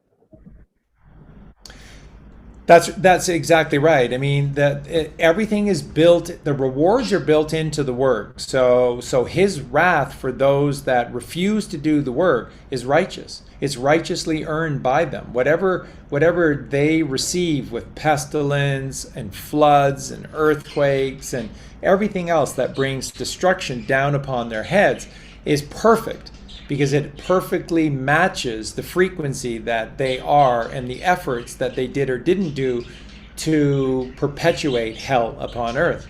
And ye shall have your reward. I mean, this is what we always try to teach and say to those around us.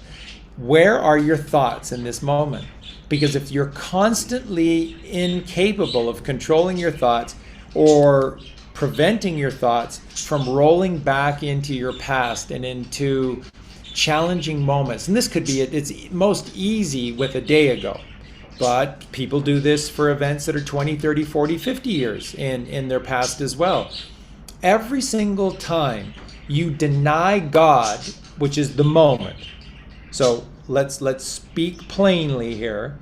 Every time that you choose to be out of the moment, by taking memory or taking thought or worrying about the future, you're denying God. So we are the man who constantly denies himself because we simply choose to not lay ourselves down as lambs before the feet of God and take no thought for Sunday, Monday, Tuesday, take no thought for 9 a.m., 11 a.m., take no thought for the day, just be in the moment and receive the vast wealth of he who is the creditor. A creditor is one who lives in the moment. Why? Because you have no debt. Where does this debt come from? This is why they made the money system this way. The money system was built off of the Bible, not the other way around. They created the money system, which is this debt-based currency, to keep you rooted in hell. Where is debt? Beneath the surface of the earth. Debt is what we simply cannot be. What have I always taught you about the Federal Reserve banking system? It's impossible. You can't charge interest on principal. If you're printing a dollar into existence and you charge for the service of printing that dollar into existence, you've bankrupted $1 just one time, and you bankrupted the system because the totality of the principality cannot repay the whole plus one. And so you need 2 just to pay back the 1, and then you need 3 to pay back the 2. And that doesn't sound so bad until, what did I post earlier today on MeWe? Until you get to $3.4 quadrillion in earthwide or the global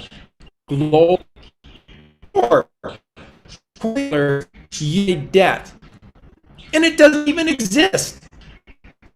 If you believe that it exists and you believe you signed this, you believe that they have a right to your loan that's in the first place, then you've just handed over your kingdom to somebody else because they made up rules. Oh, but hold on, Jared. They teach it in schools. Yeah, but why do you go to a school? That's not the truth, and that's not real. That's a demonic his story of the past. So why would you go to school? Yeah, but they teach it in university. But that's a demonic man's his story of the far past and a rationale for the present. Why are you going to these seeds of the demon? That's where. So none of this is legal. Any loan, let me just say this to all of you once again, I've said this many times. Any agreement that you've ever signed without full knowing or understanding or any form of duress, like you just have to sign it because you have to have this money, it's not legal. Any contract you've ever signed with any bank for anything is not legal because banks are not legal. They do not operate on a sound, truthful, honest platform. They're not goodly, they're not godly, they do not operate of the 3 laws of God's land. So anything that you've ever signed, you don't owe. Guarantee you don't owe. In the meantime, if you just want to pay the interest because the police and these recovery agencies are all still sticking together and are prepared to show up to your house and try to take your car away in the middle of the night. That's theft, by the way. But we all just let them get away with it, right? They repossess. Well, I should have paid. No, it's just you consenting, and the police, which are run by Freemasons, participating in this organized crime. That's all it is. Your system of government and rule is organized crime. And that's the reality. So in the passage here, it's all about the choice, and that the consequences are all righteously earned by what we do or don't do. And once again, this is not all doom and gloom, because all you have to do in the beginning, what's the beginning of chapter 6? 1 and 2. 1 and 2. Father, mother. And guess what? That's perfect. So just stop there. Stop there. Why did you keep going? I wanted to see the other horses, and I got distracted because the red one and then the black one, and I became sickly, and you became the pale one, and that's who we all are now. And so the mighty men of the churches are using Revelation chapter 6 as proof positive of cataclysm, of apocalypse, of some massive ending, and the only way that we can be saved is Jesus Christ with two Uzis on either one of his great muscular arms and his huge chest that is protruding out on this white horse that he's riding, and he's going to shoot them all dead, and then we will have end times, and then it's just party, party, party after that. And so you just say to everyone, okay, so this is great, end times, you're going to die, Jesus is going to come and he's going to destroy everything, and it's just going to be great party. Hey, guess what? Good news, you got cancer. I opened your mail, and it says from your doctor you got cancer. Good news, because now you can enter into God's kingdom a lot faster and start the party a little bit sooner. I don't want to die. I don't want to die. I don't want to have cancer. Wait a minute. You just said a moment ago you can't wait. Can't wait to get there. This is good news. So they're all just mixed up, and that's to the north and to the south and to the west, and that is the black horse, and that is the red horse, and that's why we're pale, because we're sick of all the black and all the red. And all you had to do was just do 1, 2, buckle my shoe.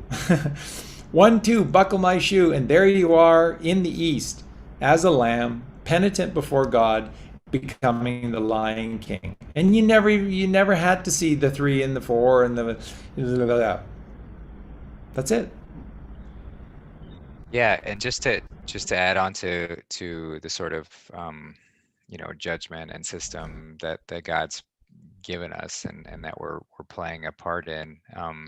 It's not that God is this the entity that's trying to make us do things just for his enjoyment. He's not trying to get us to dance, like marionettes to get us to play along by his rules. The whole system, and I've said this before, but the whole system is designed to maximize creative potential. It's to maximize the creative essence that we all carry within us, to allow this creative force to create so abundantly wherever we go. So the confines, or they're not even really confines because we have free will to step outside of them, but the rules, or the way that this system is set up, it's just to steer us back to this place of maximum creative potential. And anytime we deviate away from that, that's when this sort of pain and suffering and things of that nature start to creep in, because that's God's way of saying, like, hey, you're getting away from the space that you truly want to be, which is your maximum creative self. We all are creative beings, and we want to create in the most magnificent way possible. And the only way that we can do that is when we are penitent, and when we are the lamb, and when we surrender to that divine essence that we're all connected to, that infinite consciousness of God, because that through that is the way that our creative potential is maximized.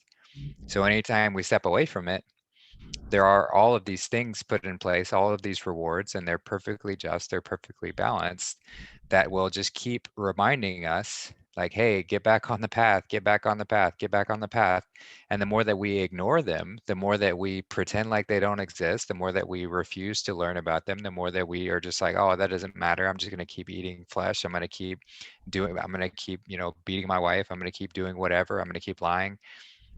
Then the rewards get more and more extreme, because we need that wake-up call, we need that learning mechanism, we need that more abrupt push to get back into that spot. And this is kind of defining the end of that rope, where you've said your whole life, like, I'm just going to completely ignore it, and I'm going to completely step outside of it, I'm going to completely disregard everything that's gone on. And this is the just reward for doing that. So it's not this external God that's punishing us and judging us and keeping us from being who we are. It's just the perfectly balanced system to help reorient ourselves, and provide us with this perfect learning mechanism so that we can get back on the right path. And sometimes you need a shake, sometimes you need a fear shake, and this appears physically in many different ways, all the way up into death. And death is not an end. It is just a recalibration. It's a realignment. And so many times it's necessary for that to happen in order to recalibrate and get back onto that path. So just wanted to say that because I think people get lost in this idea that God is this overbearing, vengeful entity that's trying to make us do all these sorts of things. And it's like, no, the whole system is perfectly created, and it's perfectly balanced, and it's perfectly organized so that we're always pushed towards that path of maximum potential, of maximum growth and abundance. And we just have to lean into it and recognize it and learn it and grow from it. And that's all we have to do. It's just to let God in and take no thought, get out of our own way and let God do the work, take the load off. That I mean, there's so much wisdom in that, Justin. Just wow. I love you so much, and there's just so much profound wisdom in everything that you just said there, for everyone to listen to and learn from. And this is kind of what we're up against again with all those people who simply refuse to look at taking a second look at the Bible and stand in defiance of potentially changing, because the belief that they've come to hold is the one and only belief, and they don't realize it's an indoctrination. And so, I mean, that stubbornness is all the left brain, is the dime, and then the rewards are built in and are perfect, including chasing away those that they truly love and cherish the most, which is sad beyond description. It truly, truly is. But that is their reward. And so this is not an angry, and the thing is, if you read this for yourself, honestly, you come to know that all these pastors that just teach this angry God, this judgmental God, they're getting it completely upside down. And that's dangerous, because it's completely upside down. And completely upside down of the truth is Satanism. And that's what they're teaching about the Bible, that God is some angry guy, and you better be, these are God-fearing people. What? Who fears God? What, like demons do? Demons hate and fear God. So if you're a God-fearing people, I think I just proved my case. You're upside down and you're Satanist, because there's no need to fear God. Because there's no anger, there is no judgment. God is in perfect stillness and silence and meditation, creating this veritable playground of infinite possibilities for us to be on forever, if that's what we choose to do. But there's a right way of doing things and a wrong way of doing things. And it's your choice. And there are consequences built into the choice that are not angry and are not judgmental. They are just the righteous rewards to the work that you do. Go ahead, Marie. I'm just so with both of you on this, because it's like such a principle teaching, isn't it? This cause and effect, this karma, this universal principles, metaphysics, like this is how it works. And I think that so many of us resist, saying you're a Satanist if you're God-fearing. Like, so in my church, you would go to communion and they would say, with the fear of God, draw ye near. That was the line I heard every Sunday for like a good 18 years of my life. And that's something to reprogram. It doesn't take that much work though, and it's not that hard if you come back to it with that humility and you're willing to lay yourself down as a lamb. But what I think that we're getting at here is that we've got to be willing to rework this. And there's so many people are attached to what they learned and what their programs are. It's really this Matrix movie bit, it's like we've got to unplug ourselves 100% so we can relearn and earn God's love. Like if we've made mistakes, God isn't going to punish us, but he is going to correct. He's going to lead us to course correct. That's the nature of things. God wants us with him. And it feels very much like those that are on the other side of this, and they say, well, you're putting us on the other side of this, and can't we all just get along? Can't we just agree to disagree? That we've got to rework, because that's not working. That is what's been going on. All right, let's just agree to, you want to, eat the animals and I don't, and you feel like I'm projecting onto you, but I'm saying this is what God said because I read it, and he said not to kill, and it's really clear. So I'm not making this up. This isn't my truth. This is the truth. This is what are the boundaries that God is giving us so that we don't fall so hard. And I just want everyone to really, like, I don't know, feel that. I'm really feeling that right now, that we've fallen so hard, and the only way to get up is to ask for God's help. Like, and he gives it. It's not going to be like, well, when you were 17, you did that. It's like, that's not how it works. It's just a soft correction. Sometimes it might feel hard to the ego, but it's, of course, correction. It's just the laws of how things go, because God loves us so much. That's all I want to say. Brilliant. Beautiful, beautiful, Marie. Thank you so much.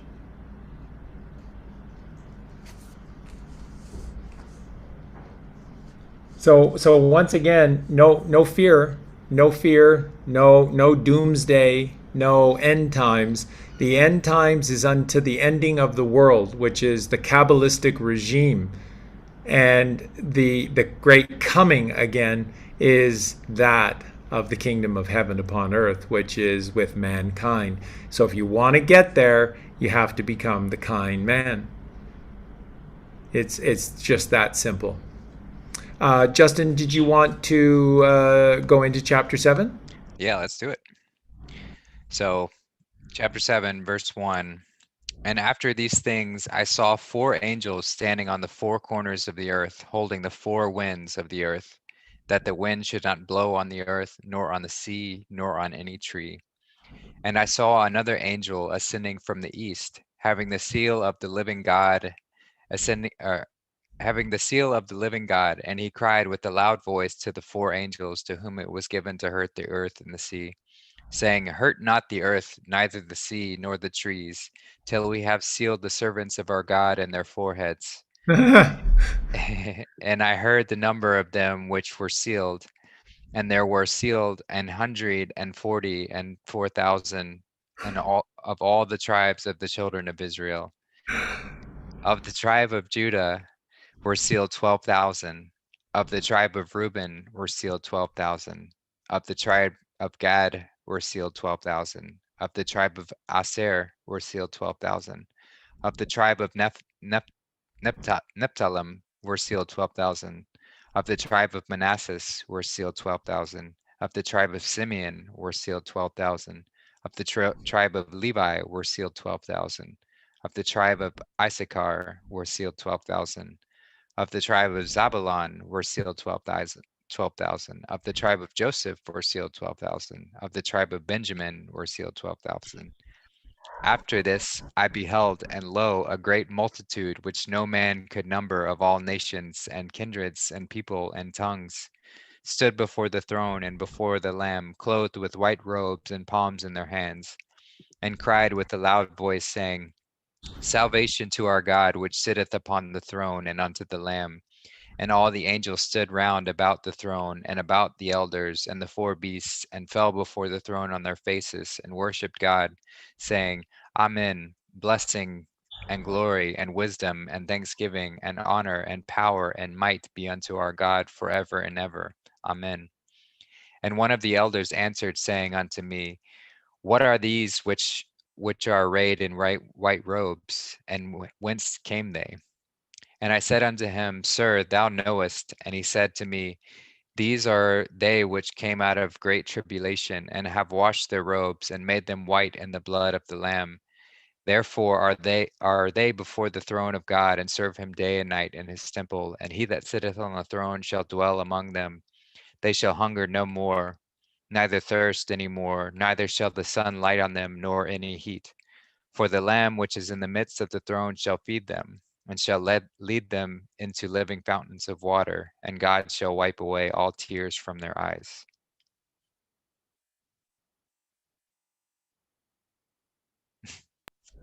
Thank you so much, Justin. Again, just so beautifully read, and such a wonderful passage. And this entire passage flows really, really quickly, because at the heart and soul of this passage is simply saying that all of us are the 12 tribes of Israel, the 12 children of Jacob. And it's where we choose to set up our camp.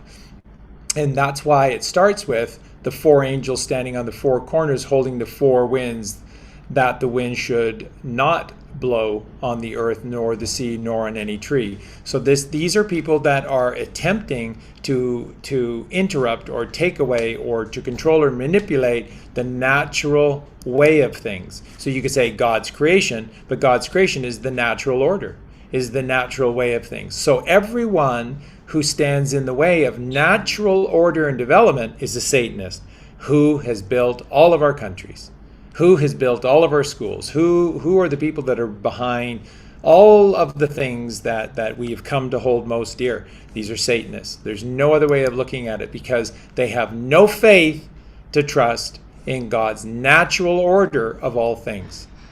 I saw another angel ascending from the east, having the seal of the living God, and he cried with a loud voice, because he knows when you're loud with your voice, it's because you have knowingness. All these people with beliefs are timid and shy because they don't know. They're guessing at best. And that's what the school system teaches.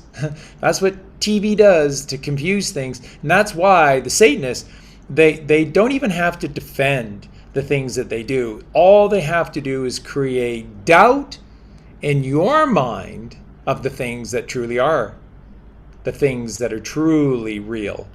And if they create enough doubt, your mind, your left brain will do the rest. That's it. If you ever notice about the cabal, they have pathetic attempts to try and prove anything, that any of these lies that they've attempted to sell us. What they do, what their job of CIA and Mossad and MI5 and MI6, sow doubt. They're the sowers of doubt on this earth, and people walk right into it because you have beliefs instead of knowingness.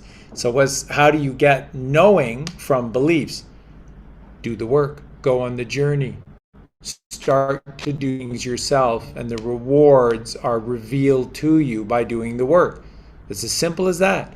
All the answers will come from within, and the more you do, the more that comes. And it's as simple as that. It's just such a perfect, righteous, balanced, harmonious system that is just and mighty and righteous. Theirs, and you know this, the system that we've grown up within is perverted. And it is pale because they're filled with sick people. Sick people. Look no further than all these popes of the Catholic Church. Sick people. And I heard the number of them which were sealed. I should say before that, saying, hurt not the earth, neither the sea nor the trees, till we have sealed the servants of our God in. How do people not get this? How does any pastor not see this? How is that possible? How is that possible not to get the clear, profound, loud voice of the angel in verse 2 saying, cause not violence, cause not chaos, do not disrupt the natural flow of things until such time as we have sealed the servants of our God in their foreheads. Why do you think they use the word sealed? Did we not just go through the 7 seals? This is the chakras. So until you have gone through the Kundalini rising, the 7 seals of the 7 chakras, until you've experienced crucifixion, do not tempt them. But that's what they do. They attack us from birth. And that's why Justin, that's why Marie, that's why Colleen, that's why myself, we don't have judgment for you, because like us, you were born into hell. And from the moment that you were born, they have lied to you and perverted the truth with pale laws, pale lies, a pale, sickly, disgusting world. So we have nothing but love and sympathy for you. But when you know better, you have to do better. And that's why I asked Justin to reach out to Casey, and because I truly do see the purity and the essence in all of Casey's wonderful talents. And I just asked Justin, not that necessarily Casey requires anything, but I just asked Justin if he could shepherd the way. You know, he is the just in carpenter. So if anyone can shepherd, it would be Justin. And because I don't want to see Casey fall. Maybe that's selfish of me, but I want to see him follow this thing through and to receive the bounty of all the beautiful work that he's doing. So that's what we're talking about here. And I heard the number of them which were sealed, and there were sealed 144,000 of all the tribes of the children of Israel. Okay, so how many tribes? 12. 12 times 12. One gross. What's 12 times 12? 144. So 12 is the house because it's completion. So 12 different sons of the house is righteous, is logical. 12 times 12 because it's the 12 sons of the house. And that's 12 houses, which is 144. 144,000. That's the charge to get them into their foreheads. Get it? Get it? That's why. And I heard the number of them that were sealed. See, and it's past tense. So they are sealed. So then the work has been done. And there were sealed 144,000. Because that's the 1,000-fold charge of the 144-petal lotus flower in your third eye to wear the crown and have purple rain. And 1 + 4 + 4 is 9. And that is a frequency. Everything is energy, as Tesla said, therefore frequencies. Energy and frequencies. And the frequency that we must carry upon our brow is 144. When we cast our nets to the right, we catch 153 fish. When we are tuning our fork, which is our spine, when we're tuning ourselves from within, we always want to tune everything to 432 hertz. 9.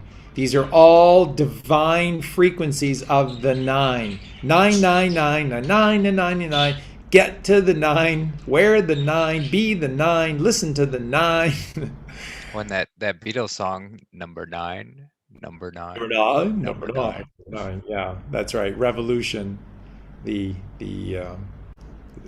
inner, and it's all evil. No. They're just showing you the necessity to be the number 9. And if you're not, then you're the inverse, which is the 6, and that could be the fallen man. Not that the 6 is evil, it's the journey of man, but it can be the one who exists in the left brain, the dime, the ego. And that's 666.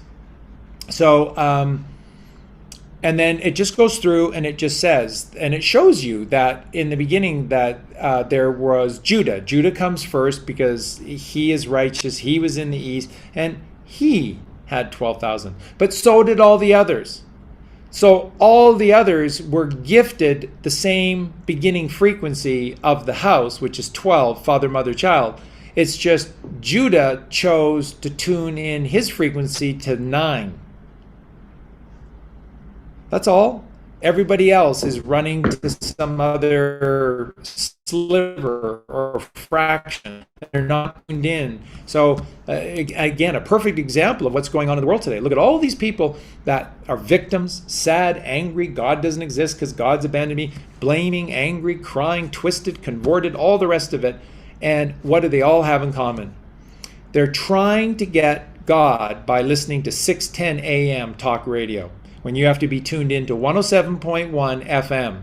If you want that high gnosis, that high sound and that high music, you got to get high. 107.1 on the FM dial. They're way down low in the Route Muladakara with the 610 AM talk radio. And they're listening to Dan of the North tell you how wise he is. And, and if you send in money, Dan's going to give you some little biscuits back that you can nibble from, the crumbs of his great wealth. Oh, thank you, Dan. And that's sadly where most people find themselves. It's just such a perfect allegory. They're tuned to the wrong frequency. Yep.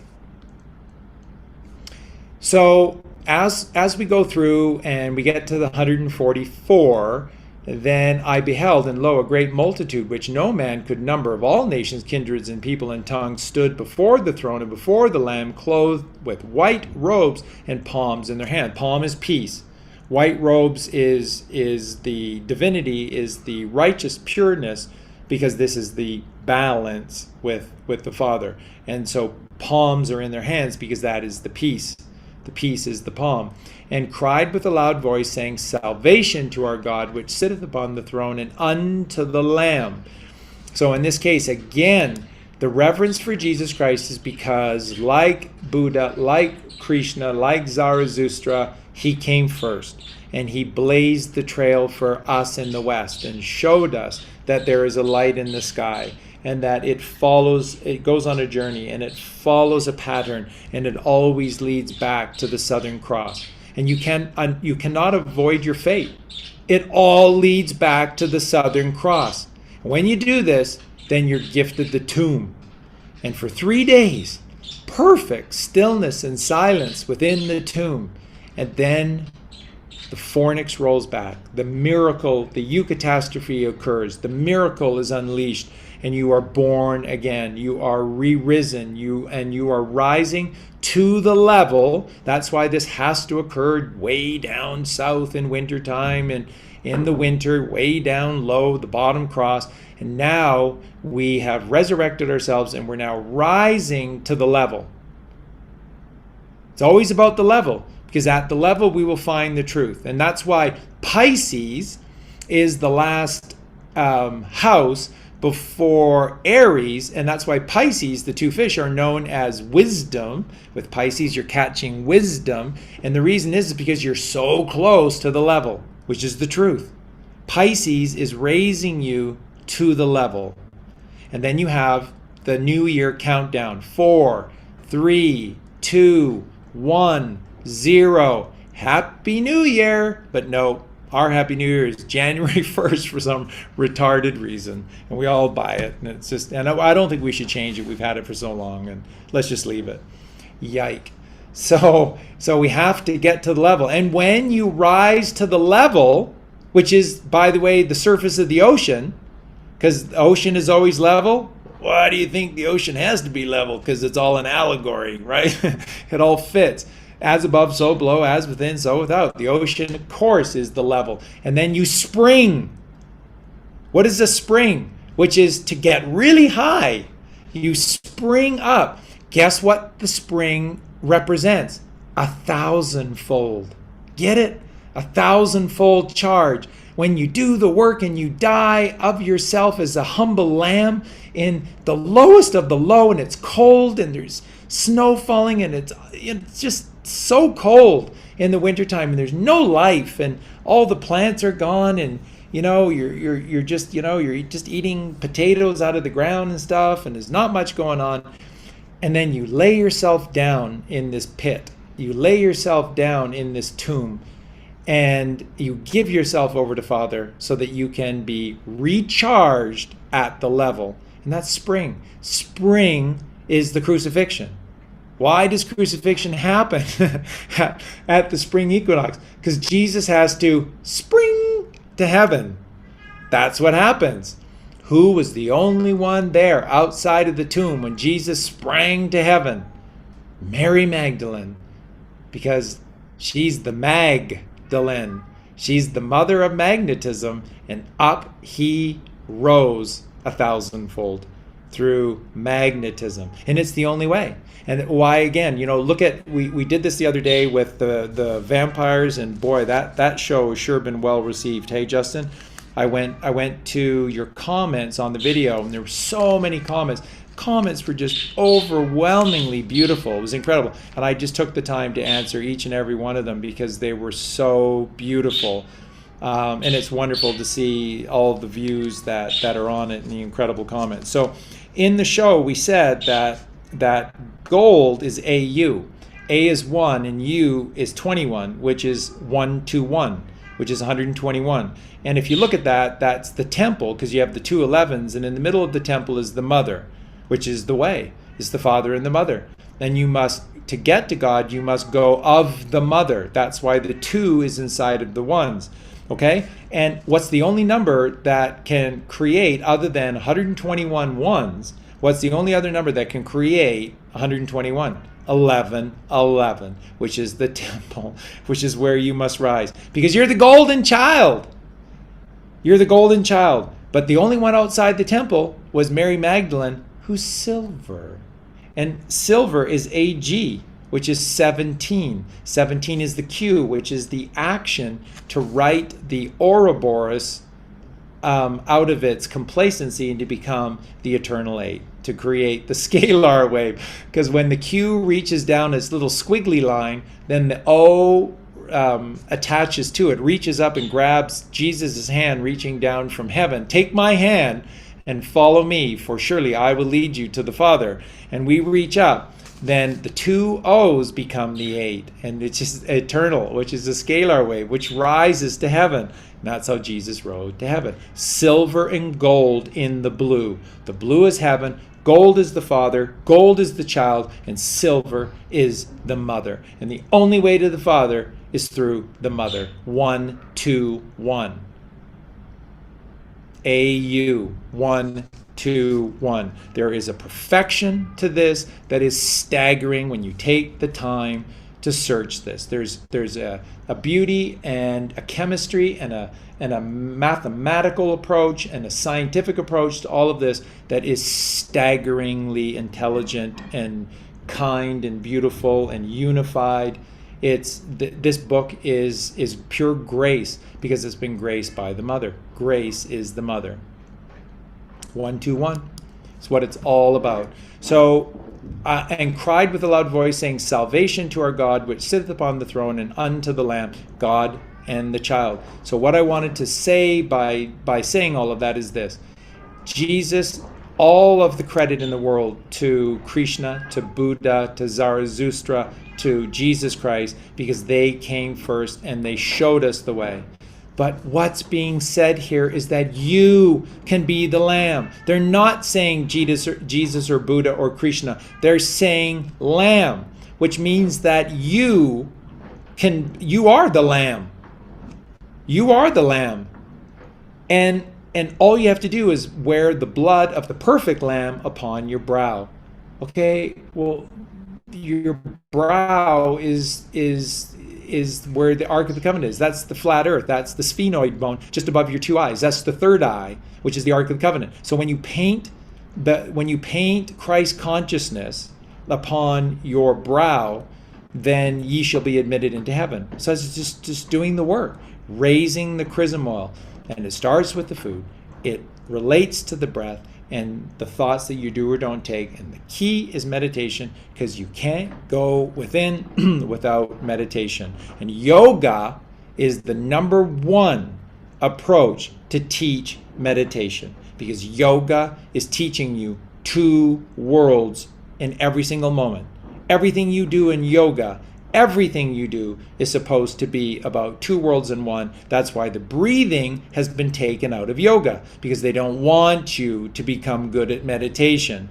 And so they've created this entire legion of new yoga teachers that don't even know the first thing about diaphragmatic breathing. And if you don't, then you can't teach yoga. But they're all certified. Where did you get certified, Marie?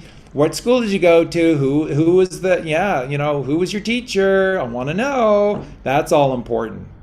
Truth, no, not important. And not only is it not important, it's unwelcome, and it's unyogic, and it's divisive, and it's, pick a word, that's it. I think, one of the things that I feel we're course correcting here is this false this false humanity and worship complex that you see in the yoga. Like, okay, if Jesus and Buddha and Krishna are saying to us, you know, you can do this too. That's what they're saying. They're saying this is the journey we're all on, and I'm sharing mine with you because I'm your brother and I love you and I've mastered it and I can say that.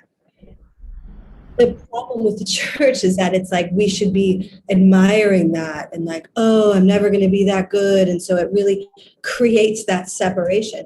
And here in these conversations, what we're doing here is coming back to that equal playing ground and saying, no, you're not below. You need to lift yourself up and out of the bottom 7 layers. That's what Christ showed us how to do when we talk about going into death and lifting up those that were in the tomb. You know, that's what this journey is about, and that's what we're called to do very powerfully.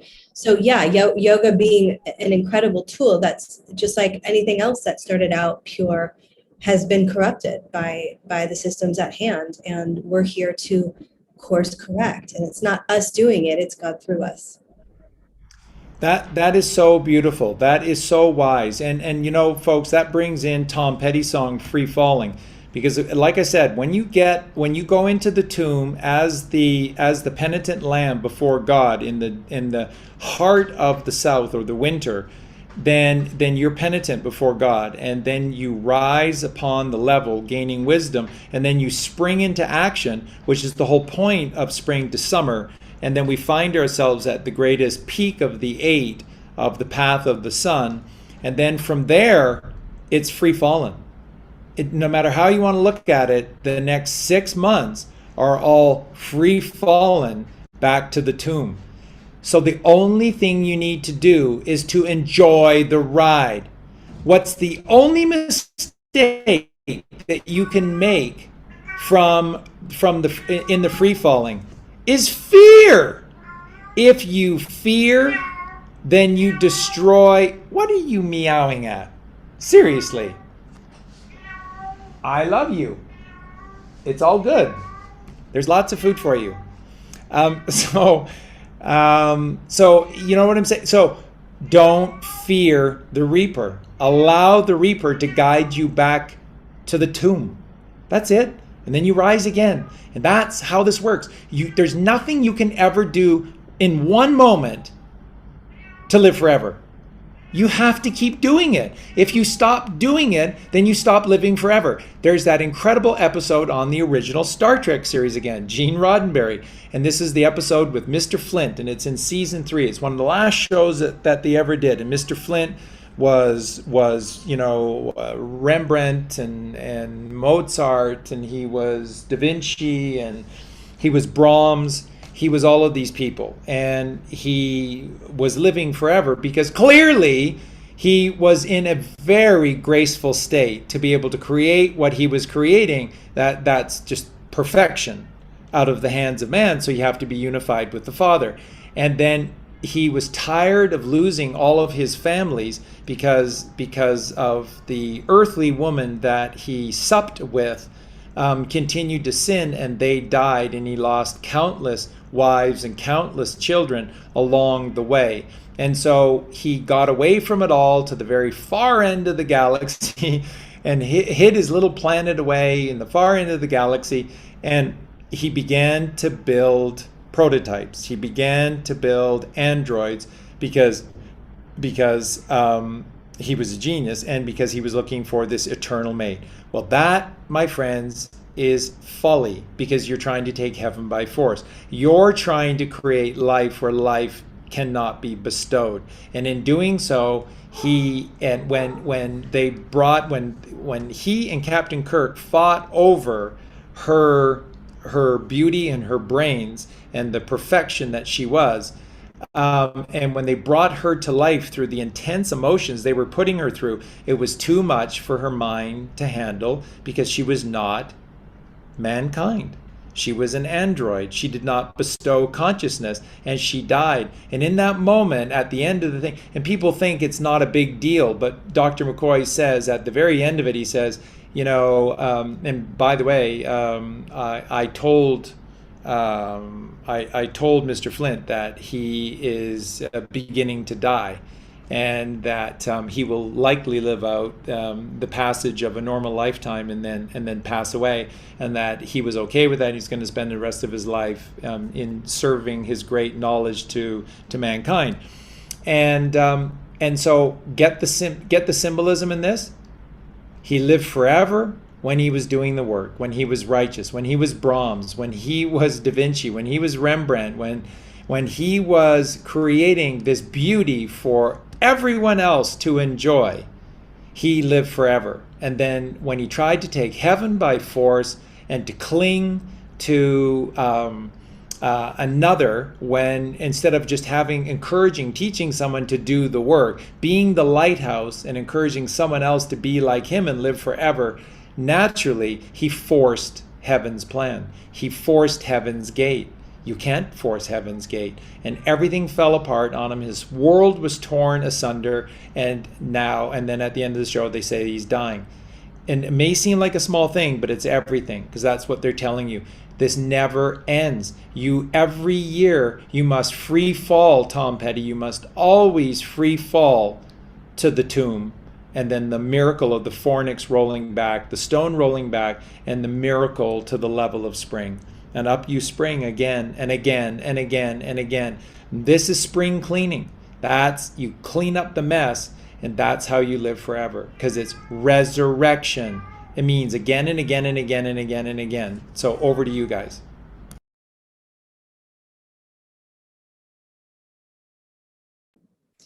It's what we've been talking about. It's all of it. It's just making the right choices every moment of every day. I mean, I don't know what else to say. You just said it so perfectly. It just kind of getting to a place of like, is it really that simple? It is. And it is. It is. Go ahead, Justin. It is that simple. It is that simple. And that's what, again, the truth is always so simple. Whenever it gets complicated, whenever there's like complexity interwoven in there in some story or some belief, then it's a lie, because the truth is so simple. The system is so simple. God is so simple. I mean, it's perfect. It's perfect. And so the more that we can push away all the bullshit, all the obfuscation, all the layers of deceptions, and it just gets simpler and simpler and simpler. And we talked about this yesterday on the show with detoxing, and the only reason that conversation has any complexity to it is because of the layers of hey Adam, is because of the layers of toxicity that we have in our bodies. And so that's the only thing that's complicated about it, is how do we detox. Hey Ruby.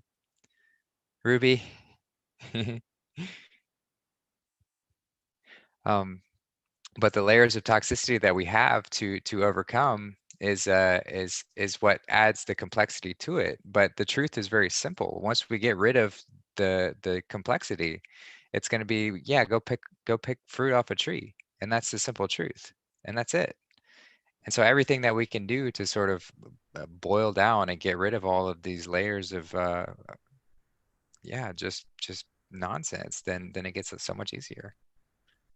I think one thing too that you said earlier, Charlie, that really resonated with me was just about the timid nature of people. Like, so it's simple, it's clear, we're confident around it, but when we get timid or when we get afraid, then that seems to perpetuate the stories of the madness. I'm just bringing into my own life, my conversation with my daughter yesterday, like not being timid, like just being like frank with her. This is what it is.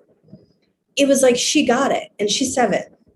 And it's like I'm talking to people that are 47 that are like, every time you tell them something, their systems go emergency, and everything starts getting weird. But I think what we're learning to do is come back to the innocence of who we are as a creation.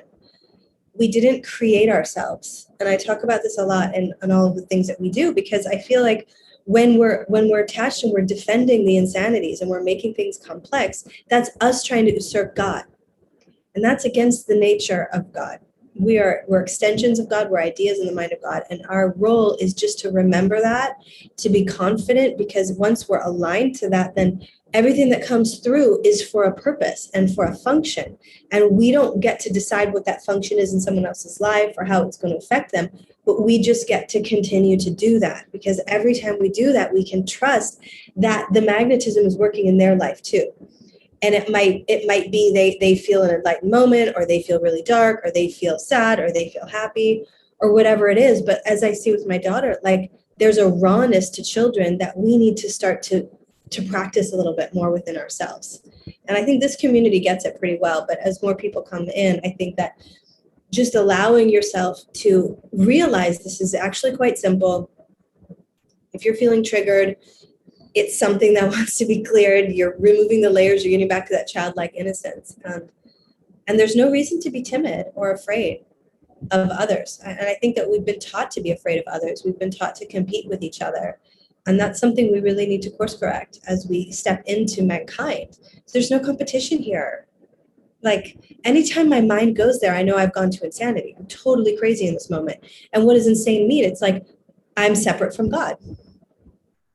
God's like, you're a unique expression, so is she, and so is he. There's nothing to compare because you're all unique. But that's what we've been trained to do, and all of these things that we're learning through the Bible are really about, getting this flow again, the living waters of God within us, and it's such a gift. There's so much. Just, we can rest in God now. We can rest in that. We don't have to create ourselves. We don't need to force it. We can allow that fluid flow and trust that it's in the highest for everybody. That's what I want to say. And absolutely beautiful, just poetically, like Justin as well, just perfectly poetically. And that you said such an incredible thing. We didn't create ourselves. What the hell are you trying to do?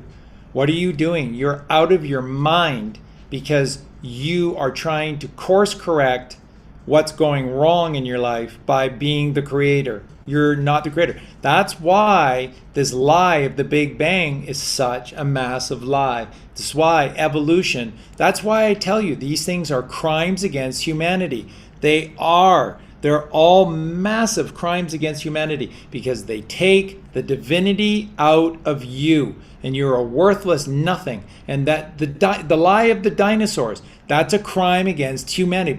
People say, Charlie, it's pretty innocent. No, it isn't.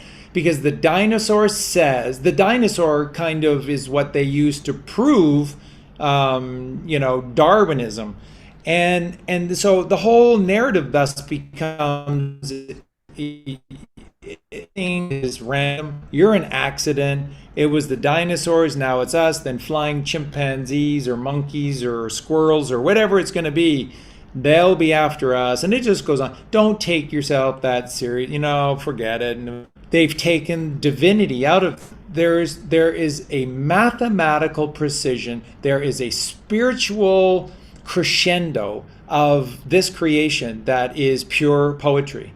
And so the science is poetry, the math is poetry, the spirituality is poetry. Everything about this is just fruitful and divine. It is pure, untampered wine. It is so clean, this creation. And when you take that away, you take our divinity away. And then we begin to fall. And when we fall hard because we're in fear. And Tom Petty is saying, know what's coming, which is the you catastrophe. It's not a V where you crash and die. It's a you, and you come down and you're swept back up again. And that is, the rising to the level of the spring, and then you're sprung to the crown of summer before you begin the fall again. And so make that image inside of your head and see yourself as the eagle that will surely rise again. It's what the eagle does every spring. That's why the eagle and the rise of the eagle is associated with Easter, with rising, with the Passover. It's what it all is about. We will become eagles in the spring again and we'll learn to rise. So when the eagle is soaring down for his food upon the earth, like a salmon or a trout in a lake, that's symbolic of us falling down to tasting sweet potatoes, sweet potatoes out of the mother's garden in our winter as well. Don't fear the reaper. Don't fear the reaper. Enjoy the ride. The ride is the journey. There's nothing waiting for you at point B except more journey. Wake up to the fact that all this is a divine journey, and they've got you believing that it's a fearful journey, and you fall hard. When people fall in love, what do they teach you? You fall hard into love. No. Remember what I said? You shouldn't even consider dating someone until your 300s. I wouldn't start dating somebody until you reach 300. Maybe then you might know yourself well enough to enter into some kind of relationship. But no, 17, we've got 2 kids, and it's all great. It's all God. It's what the Bible teaches. No, it doesn't. No, it doesn't. It teaches the exact opposite of that. You're Satan. You're Satanists. Because you do the opposite of what God tells you. And how come? Because everybody just listens to society. Like I said, the video that we'll just end it here today. We're coming up to the 3-hour mark, and it's perfect.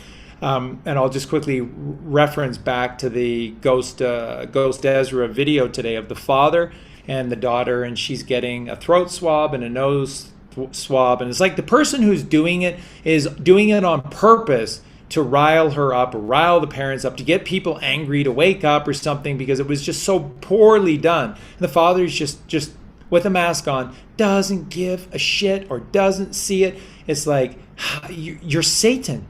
You're Satan in that moment. That's what Satanism is. When you stand there and let authority brutalize your daughter, you're Satan.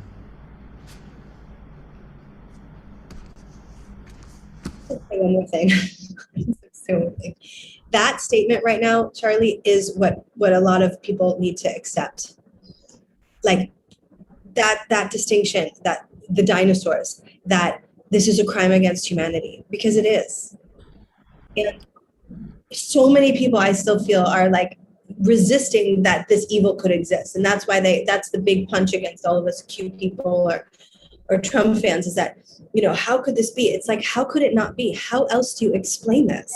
How else do you explain a father allowing that to happen? And, I can't even let my kids go to an alternative school now. This is getting to a point where we have got to make these huge steps, these quantum leaps out of this paradigm, because it's founded in Satanism. It just is. My friend this morning, just like, it's hard to accept. I'm like, well, why is McDonald's a multi-billion-dollar business? Why is the Gates Foundation? Like, you start to wake up to this, and it's just accepting that and moving on. We have to choose something different, and it has to be totally different, 100% different, totally transformational. We have to transform ourselves. We can't be the same people, because the same people are complicit in just some of the worst things that any of us have even heard of. We can't even conceive of this stuff happening. It's alarming on so many levels, but again, the only way out of it is to go through it to the other side and to recreate what we want. And we have the authority to do that because we're doing the work, and we have the authority to speak on it because we're doing the work. Exactly so. Authority comes from those who do the work, not somebody who read a book and got a degree from a satanical organization. It comes from doing the work. Justin has every right to speak on all of these things, as does Marie, because they're doing the work. That's what it's all about. So are you. That's why we're encouraging you to come on the shows, to create a bigger voice, because you need to become the light of the world. And when you do this, then 12 times 12 is 144. And when we charge upwards 1,000-fold, it's 144,000. And when you're at 144,000, you're so big that you're a frequency. And the frequency pulsates because it's magnetism. And then everybody rises because no child is left behind, because magnetism is 360 degrees. Nobody gets left behind. That's the whole concept of magnetism. But we don't teach magnetism. Nope. Electrical engineer, electrical this, no magnetism. No, can't be important. And it's like, what's the one fast food chain you'll never, ever see or hear? McFrugivores. Just jump on in and get an unadulterated smoothie that nothing has been done. A pure freshly squeezed orange juice, Or, for those that feel like snacking, here's a bag of coconut. That's the carne of the world, is the cocoa carne. And that's where all the meat eaters came from, is just eating the cocoa meat. And, if you snack on, but that's never there. So you have to ask yourself, why isn't that? Well, that would be stupid, Charlie. Everybody knows that fast food is like Wendy's and McDonald's. And no. You've been told that. You've been told that that's what, why isn't there a McFrugivores? Because it's not allowed. That's why. Why are all the fast food restaurants just rip-offs of McDonald's? And so you can argue back and forth of who's better, but you're all still eating the same human meat. You're all death eaters. Where's McVeggies? Where's McFrugivores?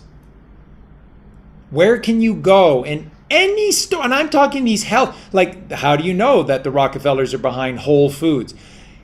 Search around Whole Foods. Search around, and all their orange juice is all Louis pasteurized. Don't get me started. The biggest number one ingredient in Whole Foods is table salt.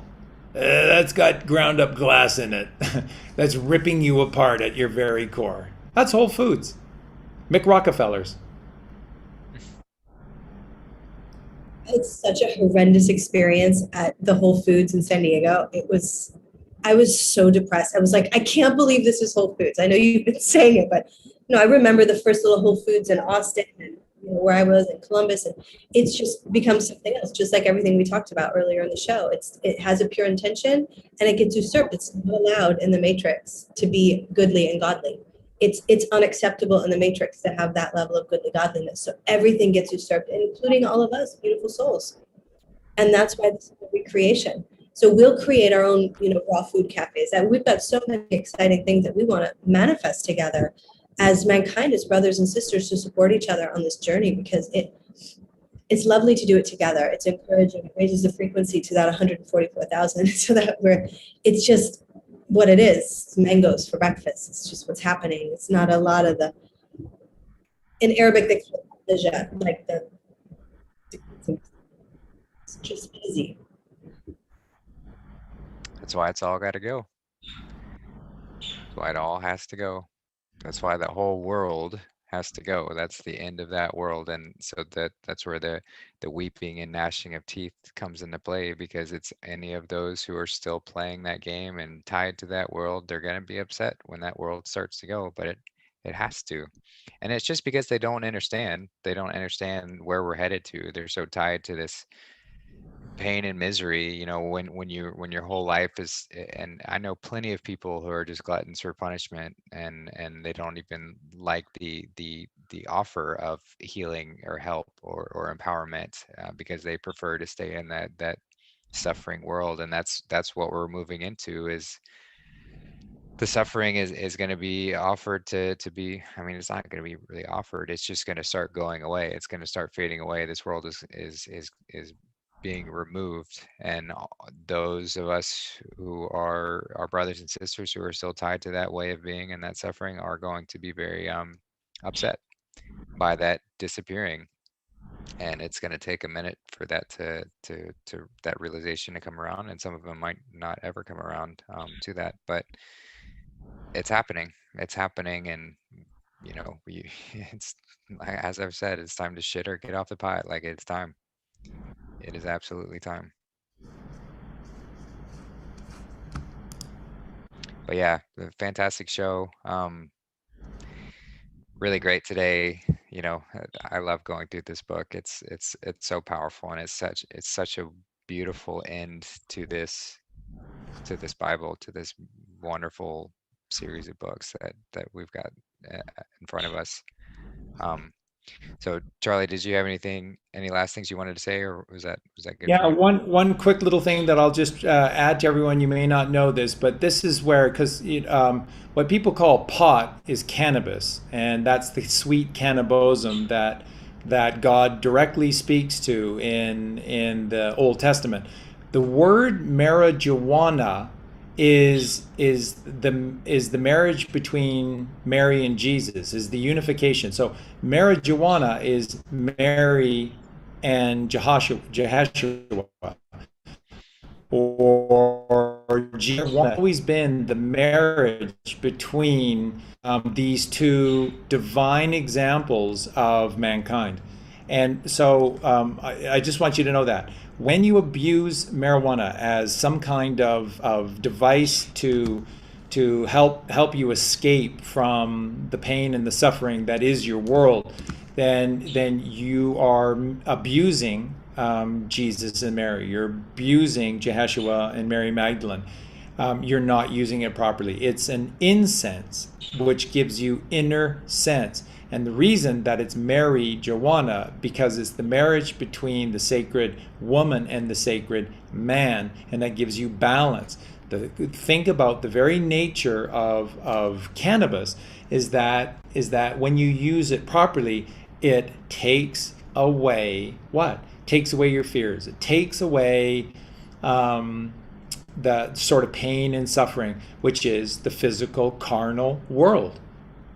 And it allows you in those moments. That's why people can become addicted to these things. But they're not the addiction. The pain and the suffering is what they're addicted to, because they never get rid of pain and suffering. They just simply use cannabis again and again and again to avoid all of the pain and the suffering. Well, what are you trying to do? Symptoms, treating things with symptoms. Never cure the problem. The problem is all your pain and suffering. So then you abuse cannabis. So you see how we have come to use cannabis is the exact same thing as the pharmaceutical world. Just treating a symptom. Oh, I got some fear. I'll take some cannabis and it'll help me out of it. And if I need it tomorrow, I'll take it tomorrow. And then you're abusing Jesus and Mary, the unification of two worlds, the yin and the yang, the 6 and the 9, the masculine and the feminine, the balance. So it's a bit off topic, but it's very important. It's a good way to end the show as well. Use cannabis, remember, and marijuana is a good word because it's telling you this is the unification of two worlds, the world above and the world below, the masculine and the feminine, the milk and the honey. It's beautiful. Use it correctly. Don't abuse it, use it correctly. Yeah, I mean, and that goes with any sort of anything done in excess. It's really about the intention behind it. You know, if your intent is to use something to numb, no matter what it is, then you're using it the wrong way. It's not right. So everything that we consume, everything that we put in should be to raise us up, to enliven us, to make us lighter, not to dull us down, to dumb us down, to bring us down, or to numb us out. So really look at the things that you're using and why you're using it, and look at the intention behind it, and that'll indicate, is this coming from God, or is this coming from ego? And it's, again, as always, you can make it really simple, split decisions and everything. Is this love-based decision, or is this fear-based decision? Is this God, or is this Satan? You know, the absence of God. So just keep that in mind. And yeah, so fantastic show. Great way to end today. Marie, did you have any closing comments? Or are you good? No, Thank you good. so much. Okay, great. Yes. Yeah. I love you both so much. And just a reminder, if you missed the beginning, make sure to check out Lonnie's channel. It's in the show notes. She's going to be starting up her Bible or children's Bible study. Potentially this Saturday will be the first episode. I think that'll be a great way. I put her contact information in there too, if you have kids or suggestions or whatever you want to get across to her. And also on that note, she does a fantastic job of doing really short interviews with people who want to just share their story. So if you're looking for a good way to kind of get your voice out there and to practice your throat chakra, to strengthen your voice, Lonnie is a fantastic person to reach out to, because she just asks very authentic questions and gives you the floor to share your story. Both Marie and I have done it, and it's a great way to get in there. So make sure you give her channel a follow, because she's doing the work and she's doing a wonderful job at it. And just some quick announcements. Tomorrow, Marie and Charlie are doing their Everything Under the Sun episode. Marie, do you have any sneak peeks on topics you're getting into, or is it going to be a surprise? I think it's going to be a surprise at this point. I've just got a few ideas percolating. I'm going to run by Charlie later. So it's going to Cool. be a good one, he says. Yeah, it's always a great one. So make sure you tune in for that. I'm playing around. I might do a Telegram live chat right after that show tomorrow, after everything under the sun, just depending on how I'm feeling tomorrow. But I might do that. So stay tuned for that. And then, yeah, I think that's it for. Oh, Charlie, I wanted to ask, did you have any idea when you want to do the Trump speech decode? Yeah, we should do that. Do you want to do it? Do you want to let do me it Friday maybe? let me speak to Colleen, Okay. and then when Colleen, yeah, gives her blessing with a time or whatever. But that you're right. That's a show that we should do sooner than later. So Yeah. Yeah, I'm open whenever. But and then after that point, we don't have anything till Miraculous Monday on Monday, and make sure you tune in for that, and then song decode, and then we get back right into Revelation on Wednesday again. Um, so yeah, that's announcements coming up. I love y'all so much. Thank you for being such a beautiful presence in the chat. There's been a lot of great conversation going on in there. Always good to see. And yeah, until next time, guys, we love y'all.